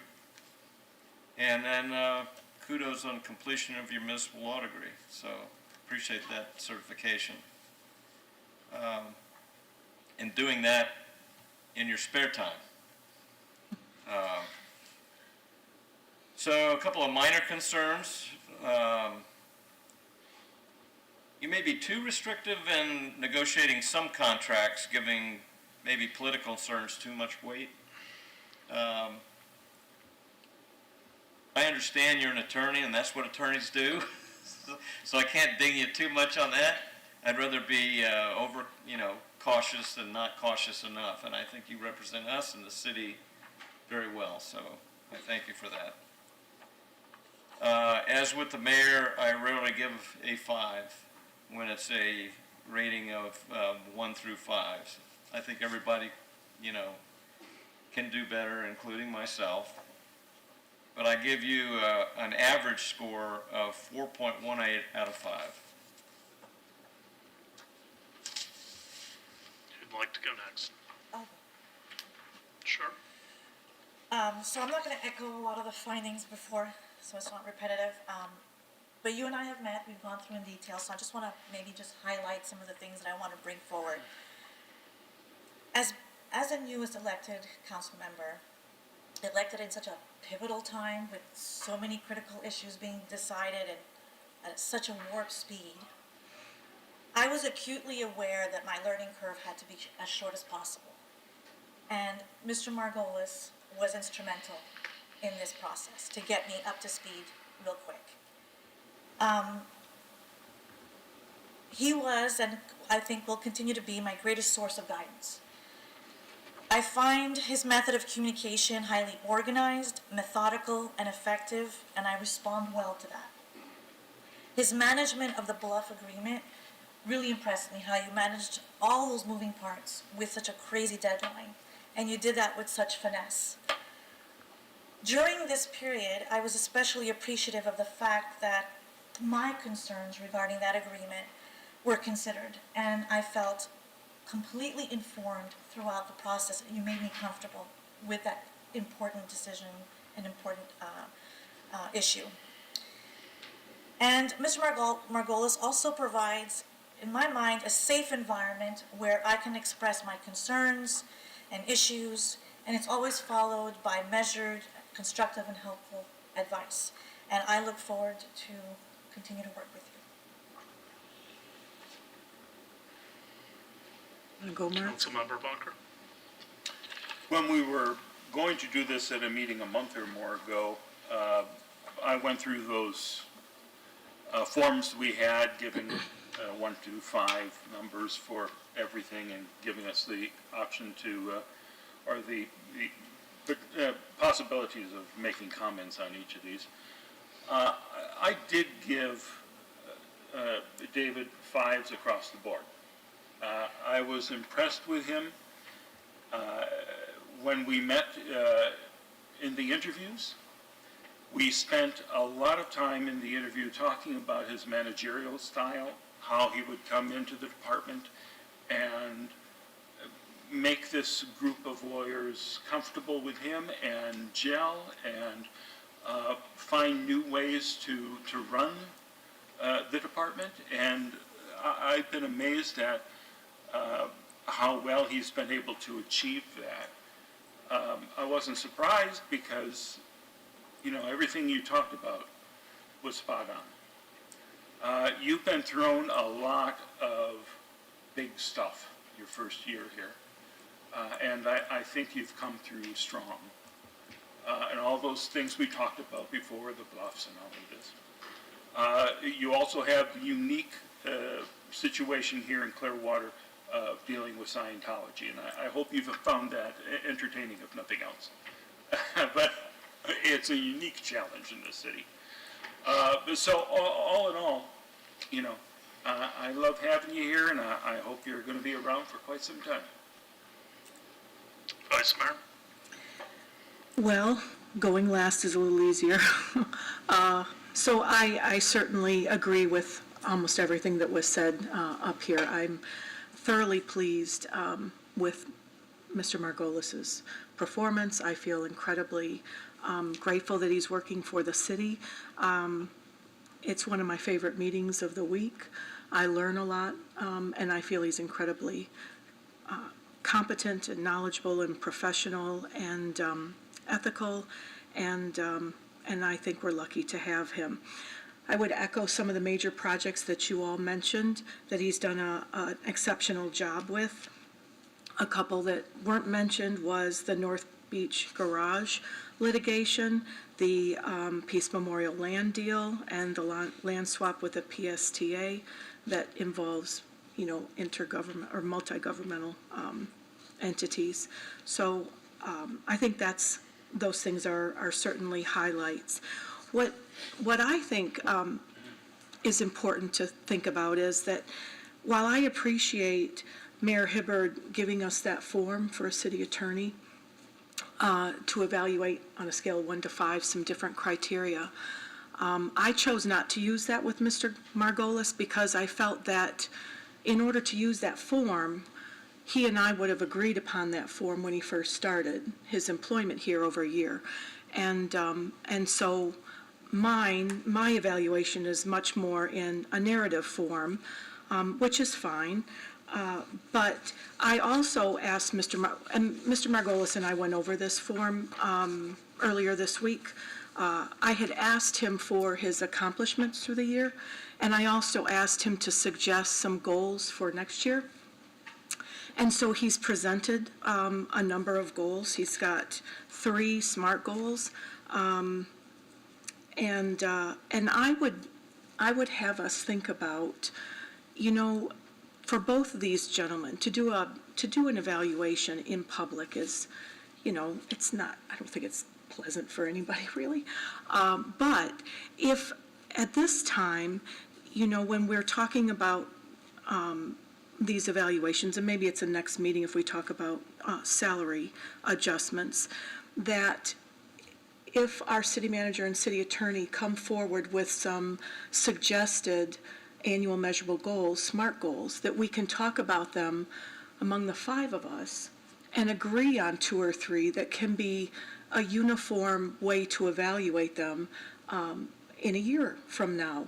I think that might be good practice. It might be easier for them to know that they don't have 5 individual bosses that are looking at different things that may not be articulated, but at least we have 2, 3, 4 that are in common that we agree upon at this time of year that we can reflect on and measure them against next year. We can certainly comment on all sorts of other things like being out in the public or you know, things like that. But I think to have kind of a core might be really good policy and fair, you know, to these 2 highest positions in the city. You know, I've mentioned this before, you know, working in public, as a public school teacher, we too set annual measurable goals at the beginning of the school year. We had kind of a mid-year performance review, and then we had the evaluation at the end of the school year. We also had goals that were dictated to us from a superintendent from the district, and then we had a school goal, and then we had department goals, and then I could set, you know, as many personal goals as I wanted. I mean, that's a lot going on. But minimally, if these 2 positions were to suggest 2 or 3 that we could agree on or shape together, I think that might be beneficial to all of us and really make the job of the city attorney and city manager a little easier, at least looking at the evaluation part, instead of 5 different bosses that nothing is written down. The other thing I would suggest is I really appreciated the form that you gave us, and I used it as I formulated my narrative. There were a couple things that I thought really weren't applicable for me because I didn't know about, you know, maybe his relationships with his attorneys or things that I wasn't privy to that he does on his day-to-day basis. So if people like that form or use that form, maybe we could look at it and shape it together. Well, I would like to get to a point where we have something that everybody is using, so there's some uniformity. Yep. Because I think I did use the form. If there are things that Mr. Margolis doesn't like about it, certainly we could discuss those things, and we can discuss them amongst ourselves. But I think there ought to be something uniform and also something that you use year after year so that you can go back and compare categories to see if things have changed. Yep. I think that's really critically important. I think it's fair for the employee then, because then they know some of the standards. Mr. Margolis gave me, and I'm sure he did with everybody, a fairly detailed list of the things that he was most proud of, which are some of the things that you had mentioned, and then also some of his priorities for the coming year. So if everybody is amenable to that, we can add that to a work session down the road and have that discussion and hopefully memorialize something for the future. I think that's great, and probably sooner rather than later, right? Mr. Margolis, any comments? Other than to say thank you. I appreciate the kind remarks. This has been an extremely eventful year. I think we all know. I came to Clearwater because I wanted to participate in big challenges, and we've got it, and we're doing it. Things like the Bluffs is going to be transformative. The deal with PSTA The deal with Peace Memorial, all of these things are going to accomplish big things for the city, and I'm just excited to be a part of it. Thank you. Okay, anything else on the city attorney? We will be discussing at the next meeting compensation, so. Anything else? All right. Mr. Jennings.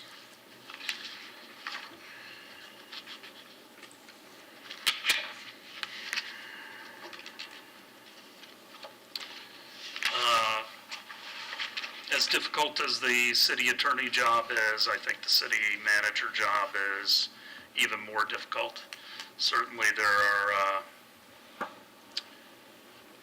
significantly more moving parts and a lot more employees and direct reports.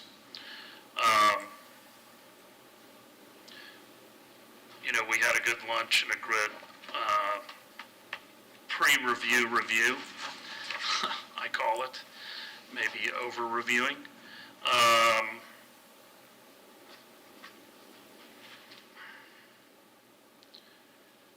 I commend Mr. Jennings on some of the personnel and really org chart changes which needed to occur. I think it had gotten unbalanced, the responsibilities of the different ACMs.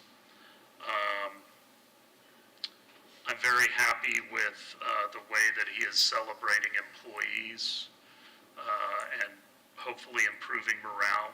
It's obviously been a very stressful couple of years since the three of us came on and Mr. Albritton was already here, but between COVID and inflation and political and social unrest and everything else, I think we need to lift up our employees, and I think that's something that Mr. Jennings does a good job with.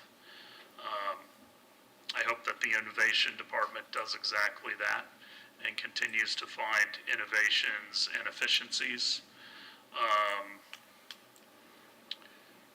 I was a little bit concerned about the budget this year, and Mr. Jennings even made a quip at dinner the other night about me wanting to reduce the workforce by 60%. But that was just a quip, which I could take. But I do get concerned about the economy going forward and us having creep as far as the number of FTEs within the city. And he knows that. I think it is very good to have a focus on higher standards and maintaining our buildings. We have a lot of great facilities throughout the city, and I think that is a good focus for you. I think Ms. Boyer was a good promotion. There's some other things that I think we need to get done.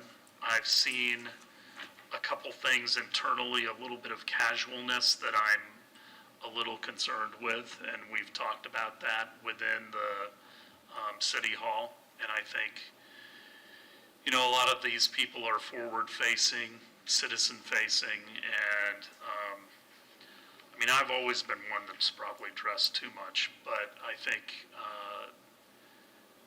when you dress professionally, and I'm not talking about Mr. Jennings, but I think some of the casualness, that's something that I'd like to see changed a little bit. Obviously, we've talked about public appearances and being out in the public as much as possible. Whether those meetings are good or bad, we need to be able to get back to people. That's something I want to continue to work on. And reaching out to business leaders, and balancing what's going on with the city with all of our customers. I want to make sure we're not always on the 30,000 foot view, but also getting into some of the details, but making certain that that doesn't get too blurred.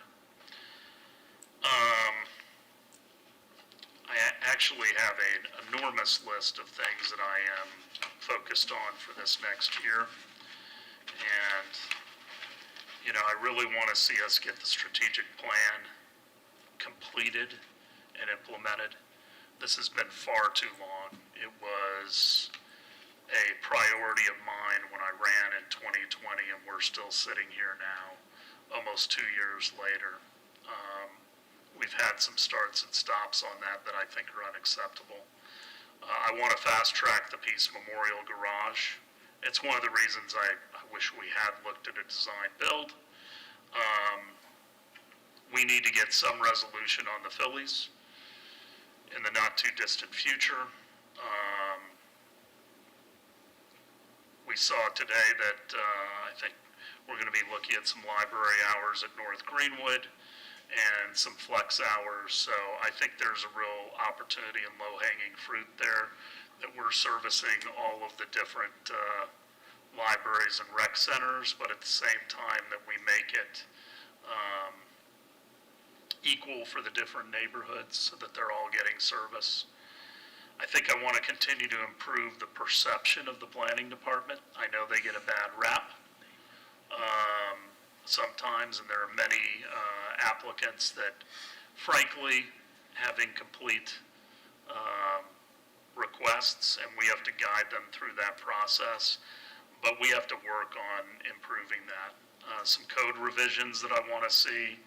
If we're going to do a swap on the property at some point with the church Scientology, then we need to do it at some point, or we need to move on and figure out what we want to put on the CMA property and elsewhere. Want to continue to see both of you, and I didn't mention that, Mr. Margolis. I think you all are working well together. But when I look back at Mr. Horn and Ms. Aiken, the synergies between the two departments and the two heads of our city was extraordinarily good, and I want to make sure that continues. I already spoke about the right sizing of the budget, and then ultimately implementation of the North Greenwood CRA. And I think we really need to sharpen our pencil when our new CRA director is here to discuss priorities in the downtown and how we're going to utilize CRA money rather than a shotgun approach. I would like to be much more laser focused on projects that we really think are going to be catalytic.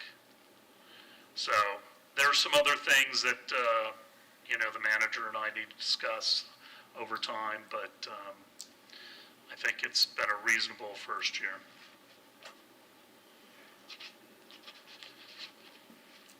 I'll go next. Okay. Okay. Well, I'm glad you're here. I think it's been a challenging year for multiple reasons. Again, lots coming at us. But there's a lot to celebrate. I'm especially excited about the Office of Innovation. I'm proud that we've contracted with Synergistics. We've added a grants coordinator position. All these things, those first three, saving us money, which is fantastic, to put back into residents or to support our employees. I like that you've evaluated our city department structure and made changes for efficiencies and alignment. And I'll pause here and just say, I did, so this narrative, I did in a narrative format for the exact same reason I did it for Mr. Margolis, and I've shared this with Mr. Jennings. We talked about this, so I won't go through this word for word, but there are some highlights that I think are important. I appreciate that you advocated for more robust staffing to do the work of the city while also looking to reduce the increased or disproportionate workload of many of our current employees. You're looking for creative ways to recruit and retain quality employees, and the city now offers some tuition reimbursement for career advancement. Certainly dealing with that backlog of street and sidewalk repairs residents notice. Increasing staff for our neighborhoods division is much appreciated, and residents notice, and they are vocally appreciative of that. Increasing staff for sustainability and increasing community engagement and progress tracking for Greenprint 2.0 is a big highlight for me. And then when we actually initiated community engagement to solicit feedback on ARPA fund distribution and brought forth staff recommendations consistent with that feedback, I think that was great governance as well.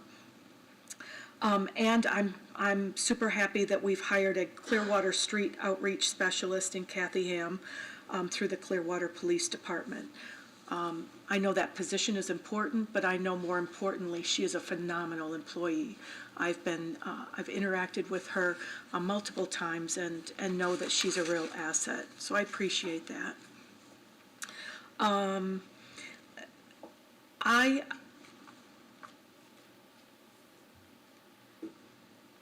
I have just a few concerns sometimes in,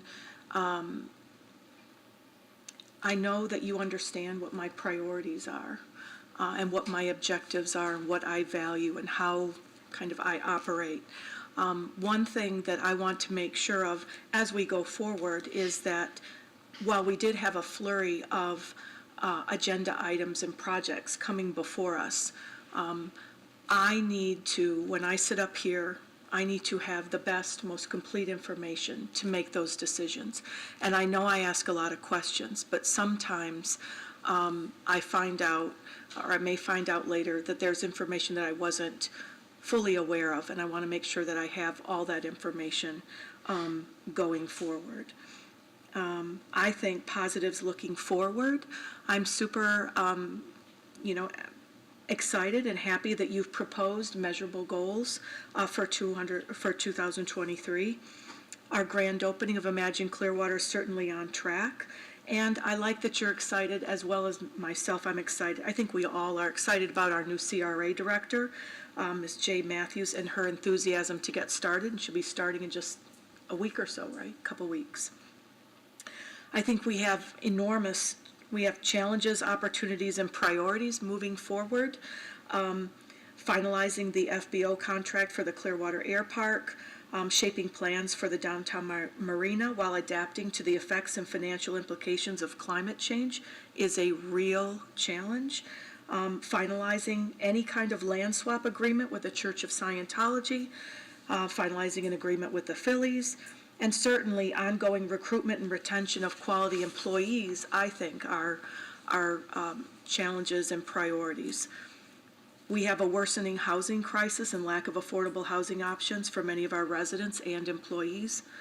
I think I'd like to see us develop a big project or big contract RFP or RFQ evaluation protocol. I think bringing the council in on the front end to talk about what are we looking for in this major project, and what are we going to be evaluating those RFPs or RFQs on before, the project and the responses come to us. I think that might be a way to improve the procedure, the process. Finalizing the sponsorship agreement related to Imagine Clearwater is a big thing for 2023. Continuing to take action to reach Greenprint 2.0 goals, money savings and community reinvestment and pollution reduction are big. Managing 2 CRAs and providing resources to help them be successful. Increased allocations to maintain and upgrade infrastructure. While it's not, it's not the most exciting thing to talk about. To maintain the infrastructure is crucial. I mean, it's just, as I did the Great American Teach-In yesterday and talked about government, what it means, and talked to second and third graders, fourth and fifth graders about what does the city do for you, and said, I think of Dave Porter, who had said, you think about water, the first thing you get up in the morning, right? You've got to go to the bathroom, and before you go to bed at night, does that water turn on? Does your toilet flush? Is it clean? All that stuff. But maintaining infrastructure is certainly huge, and we can't be afraid to spend the money to keep it up. Also, I think for 2023, planning for the effective date of Senate Bill 64 that has limits on what we do with reclaimed water distribution is big. And then finally, I'd like to see more robust engagement of residents and business owners to help shape our policy and guide our decision making. But I think anybody's first year, my first year of anything I can remember, is not the smoothest, and it's certainly a learning curve. But I think we're heading in the right direction, and I'm proud of a lot of the accomplishments and you turning the ship, as you've said, in a good direction. Councilmember Bunker.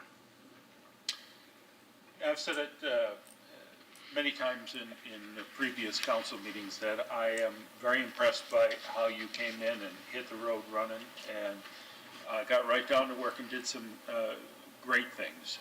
I wholeheartedly supported your restructuring of the city departments and creating the Office of Innovation, the swift handling of some rather troubling human resources issues that I hadn't been aware of previously.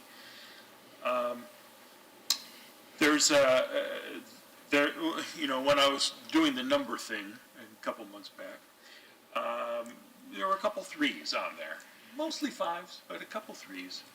And the two incidences of poor communication are the only things that I can see as a negative, and those surround the confusion over the new location of the PSTA, as well as the loss of the affordable housing project at the firehouse, old firehouse, due to Scientology's meddling. And both of these stories I learned about from the Tampa Bay Times, and I don't think I should be learning about what's happening within the city by reading the paper, as good a reporter as Tracy McManus is. I think some better communication on those issues would have been good. And, there are things that I have been advocating for behind the scenes for 2 years. And you have been very responsive to those things and are working toward making some of these come to fruition. And I really appreciate the fact that you're looking at this and exploring new options. That means a lot to me. And I know moving forward, we're going to disagree about Scientology and how the city deals with that. But I know that you're working for looking for the best for the city. And I don't fault you for your desires to work with Miscavige and see if a deal can be made. I am the loyal opposition, however, so I will continue to speak honestly and bluntly about David Miscavige's actions. And there's a lot of, as I wrote here in the narrative, there are a lot of exciting changes afoot, and I know you're going to continue to be a strong leader. Councilmember Albritton.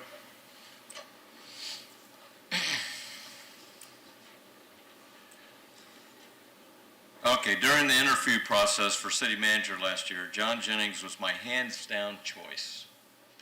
Although I liked our previous city manager, there were a few things that could have been improved, and I was looking for those things in a new manager. John started out with cheers and applause while giving a solid message to downtown stakeholders about how he would tackle his new job. I approved his methodology of meeting with city employees without their managers present to get a true feel for how employees worked in each department. He saw many issues that didn't appear on the surface when he first looked, but several culture issues I had been seeing for years. John went right to work reorganizing departments, calling out problematic employees. I think this was a bigger endeavor than he originally envisioned. Then John contracted COVID. His version wasn't something he could overcome in a few days. It lingered for months and affected his performance for months. But through this, he still performed his duties as city manager. I had hoped he would be more publicly forward-facing and engaging, but many days he ran out of energy before the day was finished. The most disappointing moment for me was after I received the exciting news that PSTA finally received the federal grant for our planned intermodal center in downtown Clearwater. This was a project many had worked on for over a decade. After our last grant application was denied last November, John had been recommending several other sites that may be fit for the intermodal center, but council had already taken action on the current site to swap with PSTA's bus terminal site. When the news went public, he told the newspaper that the site was off the table and had made it that clear to each council member. This created a cloud of uncertainty throughout the community instead of a momentous occasion for Clearwater. That was untrue, and he didn't really have the authority to nullify the council vote. This action alone overshadows many of my decisions on his evaluation. With that said, I have faith in John. I will write off that as a decision made under a COVID haze. I tried to be as forthright in my scoring of this evaluation. He has always given me time when I need it, and he does follow up on items I bring to his attention. I appreciate his entrepreneurial background, and I think we will need that in our future as development opportunities become available.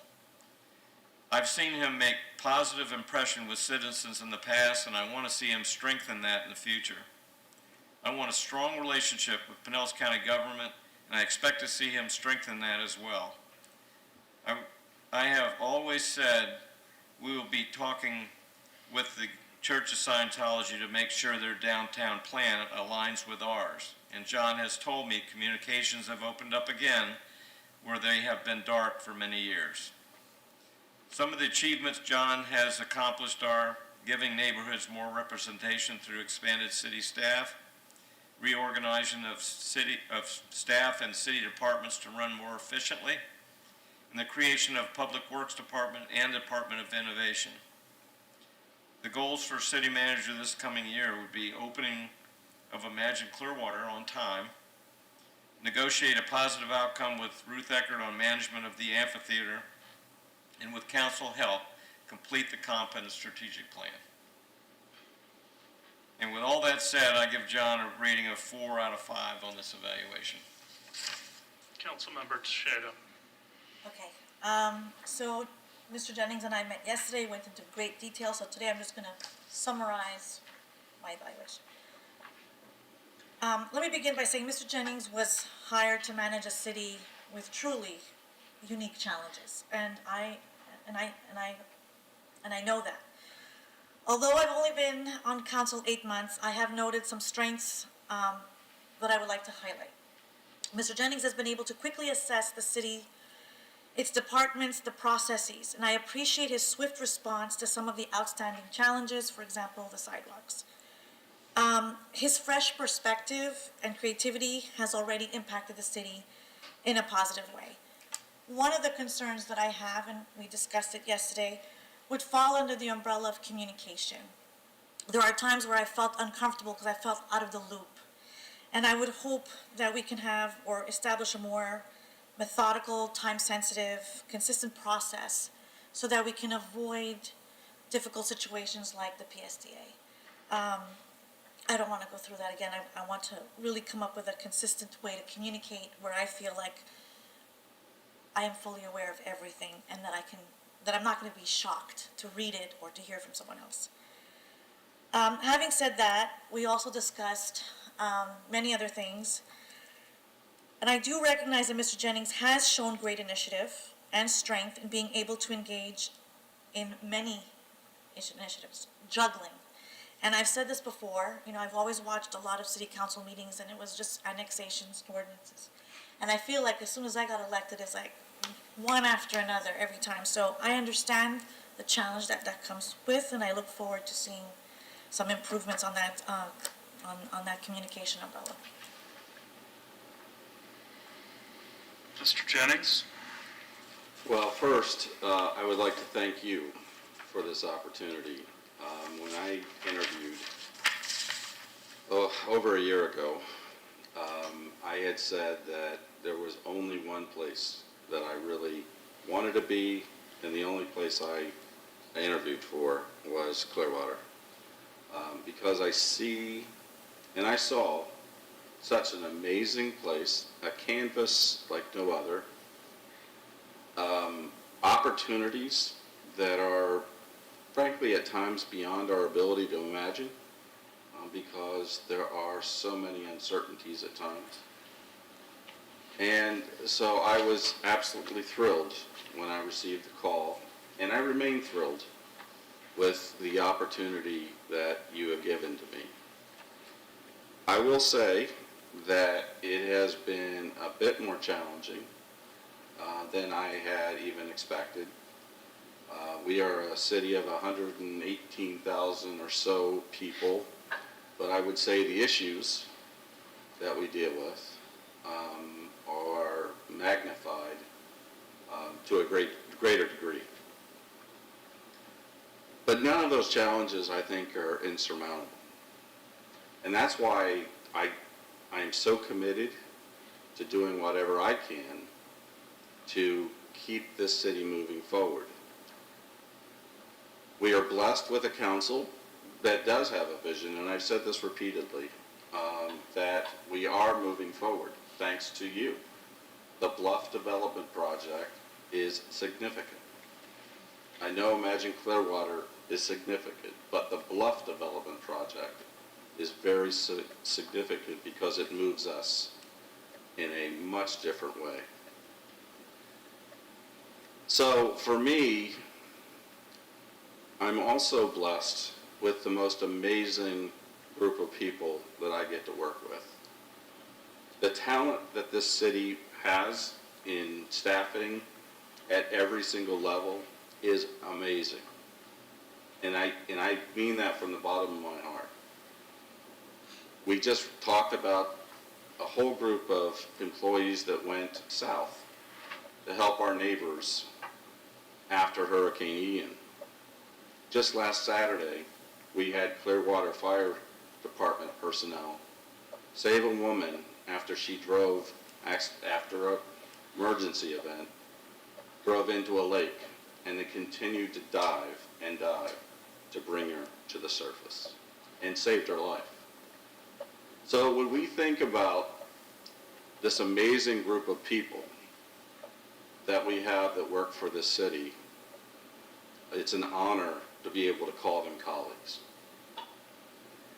I want to thank you also for having patience with me over the last year due to my health. This has been the most difficult year of my life in terms of the health challenges. When I first came here, I significantly injured my Achilles, and I have been having difficulty walking for most of the time that I've been here. But I'm going through therapy trying to get that. But the one part that really took it out of me was getting COVID last January, or this past January. And then experiencing the long COVID phenomenon. And it has, I would say over the last couple of months, I've emerged from this COVID fog. I have a lot more energy, and I am feeling like my old self. And so I thank you for your patience and your concern. You know, frankly, many of you had expressed concern about my health, so I appreciate that. And I thank you for your kind comments tonight. As a person who used to coach in professional sports, I always know that you can get better. And that is the commitment that I make, not only to you, but to myself, because I believe I can always get better. And that's just the nature of who I am, you know, as a person. So thank you very much for the continued opportunity. All right, closing comments. I'll start from my left. So usually I have something written down so I can stay on topic, but I want to speak from the heart because truly the last week has been very special for me. As one of the many wonderful people that have dedicated so much of their time and effort to revitalize downtown, what happened on November 8th was monumental. Myself and all these people in different organizations, we literally have tried so many initiatives. We've tried everything. We've thrown it at the wall to see what sticks. And it was so disheartening, all the failures. And even when we succeeded, it was limited or short-lived. So to have the referendum pass was truly a dream for me because, they say about looking back is 2020. When I look back, and one day I'm going to say, it all started when, and I believe it all started when we did Imagine Clearwater. And then the next ray of hope that we got was when Mayor Hibbert closed the streets. It sent a message, and it saved a lot of businesses, because we were the first city to do that. And that hope lingered on. Having the referendum and having the bluff, to me, is so important, because it just feels like all we've been doing was putting Band-Aids on this gaping wound, and for the first time, I feel like we have a cure. And so I want to go on record, and I want to formally thank Mayor Hibbert, who, with strong leadership and dedication, and with conjunction with your wife, he's gone to 27 presentations? That's a lot of hard work. I've done like 4, and then I attended about 6 of his. It's a lot of work, and I was dreaming of your speech. Like by the 5th one, I actually knew what you were going to say next. Because of his leadership, I believe, for the first time, I'm completely confident that we're going to succeed, and I want to thank you, because for the first time, I feel like the last 9 years have been justified, and I'm finally not talking about a pipe dream. It's real. So thank you. Thank you. Councilmember Bunker. This morning, I started out the day in a Tampa federal courthouse in Judge Thomas Barber's courtroom, where there's a case going on involving Scientology and human trafficking. Human trafficking that takes place here in Clearwater and pretty much everywhere that Scientology has a presence, including the Free Winds, their ship at sea. So there are 3 former Sea Org members who are suing, and the most important issue today that was discussed, and it was the very first thing that Judge Barber took on, was the arbitration clause. And this is something that is insane. Courts around the country just say, oh, it's a religion. Sure, horrific things have happened, but it's a religion, and they signed an arbitration form, so we can't do anything about it. So Judge Barber this morning said to Scientology's attorneys, okay, here's a question that we ask in law school. There's a video of somebody holding a gun to the head of a person demanding that they sign a contract. Is that is that undue pressure? I forget the exact word of it, but Scientology's attorney said, no. They signed the contract, and so you have to send this to arbitration. And the judge was pretty insistent on trying to get an answer, and Scientology kept saying, hey, if we put a gun to their head and threatened them, you'd still have to send this to arbitration. So hopefully the judge, unlike most other judges, will see fit to say, let's take this to a jury. Because I think once the public hears how these Sea Org members are treated here in Clearwater, at sea, and elsewhere around the world under the leadership of David Miscavige, eyes will be opened. And Miscavige, by the way, it was discussed in court today, Miscavige has been refusing and ducking service. He refuses to accept a subpoena. He is named in this as well. All right, that's all I'll say about that, but thank you for your time. Vice Mayor. Well, I would take a moment to echo Councilmember Teixeira's comments as well. I would thank you, Mayor Hibbert, for all the work you did in helping to get that referendum passed. I, too, was at a number of your presentations. They were amazing, and it was a full court press from you, and it didn't go unnoticed and unappreciated. And as you heard from the Citizens Academy participants, they appreciated that as well. I thought it was very well done. It was easy to understand. It was certainly factual and complete. And I enjoyed doing the presentations as well. And there are some questions that we're not able to answer right now. We look forward and we have faith, but it was a resounding approval, and I'm glad that that happened. I also wanted to, stepping back to something smaller, but I just wanted to thank everybody who worked to plan, organize, and staff Clearwater's second annual big cleanup. I know we were together for the kickoff. We wish we didn't have to have them as many, but litter is litter, and when you live near the water and you have wind, there's going to be litter. There's certainly more litter than just here and there. But thank you to all the volunteers who showed up. You know, there's much to be grateful for in our city, our beautiful city. We have amazing employees. We have great neighborhoods, business owners, nonprofits, so many people who are working really hard to make a positive difference in the city, and it really shows. I think it takes a village, and I feel a more collective village working together in the last few years, and it's really a good feeling. There's a lot of work to be done, so I hope we continue that positive momentum. And I just wanted to say I appreciate all of our police, our firefighters, our medical workers, Publix workers, gas station attendants, those who clock into work, especially on the holidays, even Thanksgiving. And I just wanted to say thank you for being out there, and I hope everyone has a safe and happy and restful Thanksgiving. I think we all deserve a little break. Councilmember Albrecht. I want to thank everyone who voted for yes for Clearwater referendum. Thank you again. It's going to be a real game changer for Clearwater. It's something we've been looking forward to for a long time.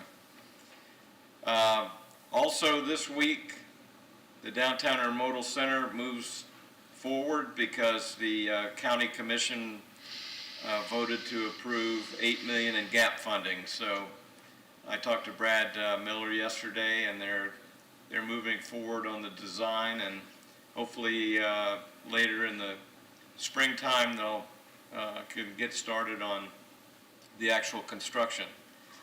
I want to wish everyone a happy Thanksgiving next week.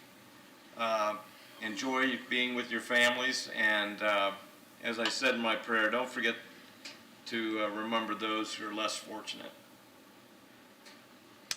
Well, in this season of thanks, you can't thank people enough, so I want to thank our staff for all the work that was done on the Bluff project. I think because we had a good plan that we could present to citizens, it was resoundingly passed. It is ironic to me, especially because it is originally what got me into politics after the 2000 referendum, that was defeated 66-34. And for this to pass 66-34 seems fitting. But ultimately, we have to thank the citizens because they're the ones who made it happen. Without their votes, we wouldn't be here today. There's still a lot of heavy lifting that needs to occur between now and December of 2027 when the project will be complete. But I know that it is going to occur, and I'm excited about what the prospects are due to this project. Mr. Jennings said, as exciting as Imagine Clearwater is, and it is, that the Bluffs is equivalent, if not better. And one of the reasons is because it's not the city's money. It's going to be outside money that is going to generate taxes and generate activity, and hopefully is another domino to fall and moving forward. If you ever want to get honest questions or opinions, go talk to third and fourth graders. So, as the Vice Mayor said, I went out to Lila Davis, and you get some of the darndest questions when you talk to 200 youngsters over an hour and a half. They are unvarnished questions, and but it was great to meet with all those kids and hear the things that are on their mind. Number one question, do you live in a White House? Number two question, did you ride here in a limousine? None of those are the case for all of you out there. I just want you to know. We do want to thank all the people who participated in the great cleanup because As is said, it's necessary and it makes our city more beautiful, but you can make a difference by not letting the trash accumulate in the first place. So we hope you'll do that. Please slow down this holiday season and remember what is most important, which is family, friends, and your faith. And, we got a lot of traffic out there. All the snowbirds are here. Cut each other a break. Your blood pressure will go down, and you never know what somebody else is going through right now. It may be something that seems insurmountable to them, and you're just not aware of it. So with that, we're adjourned. God bless.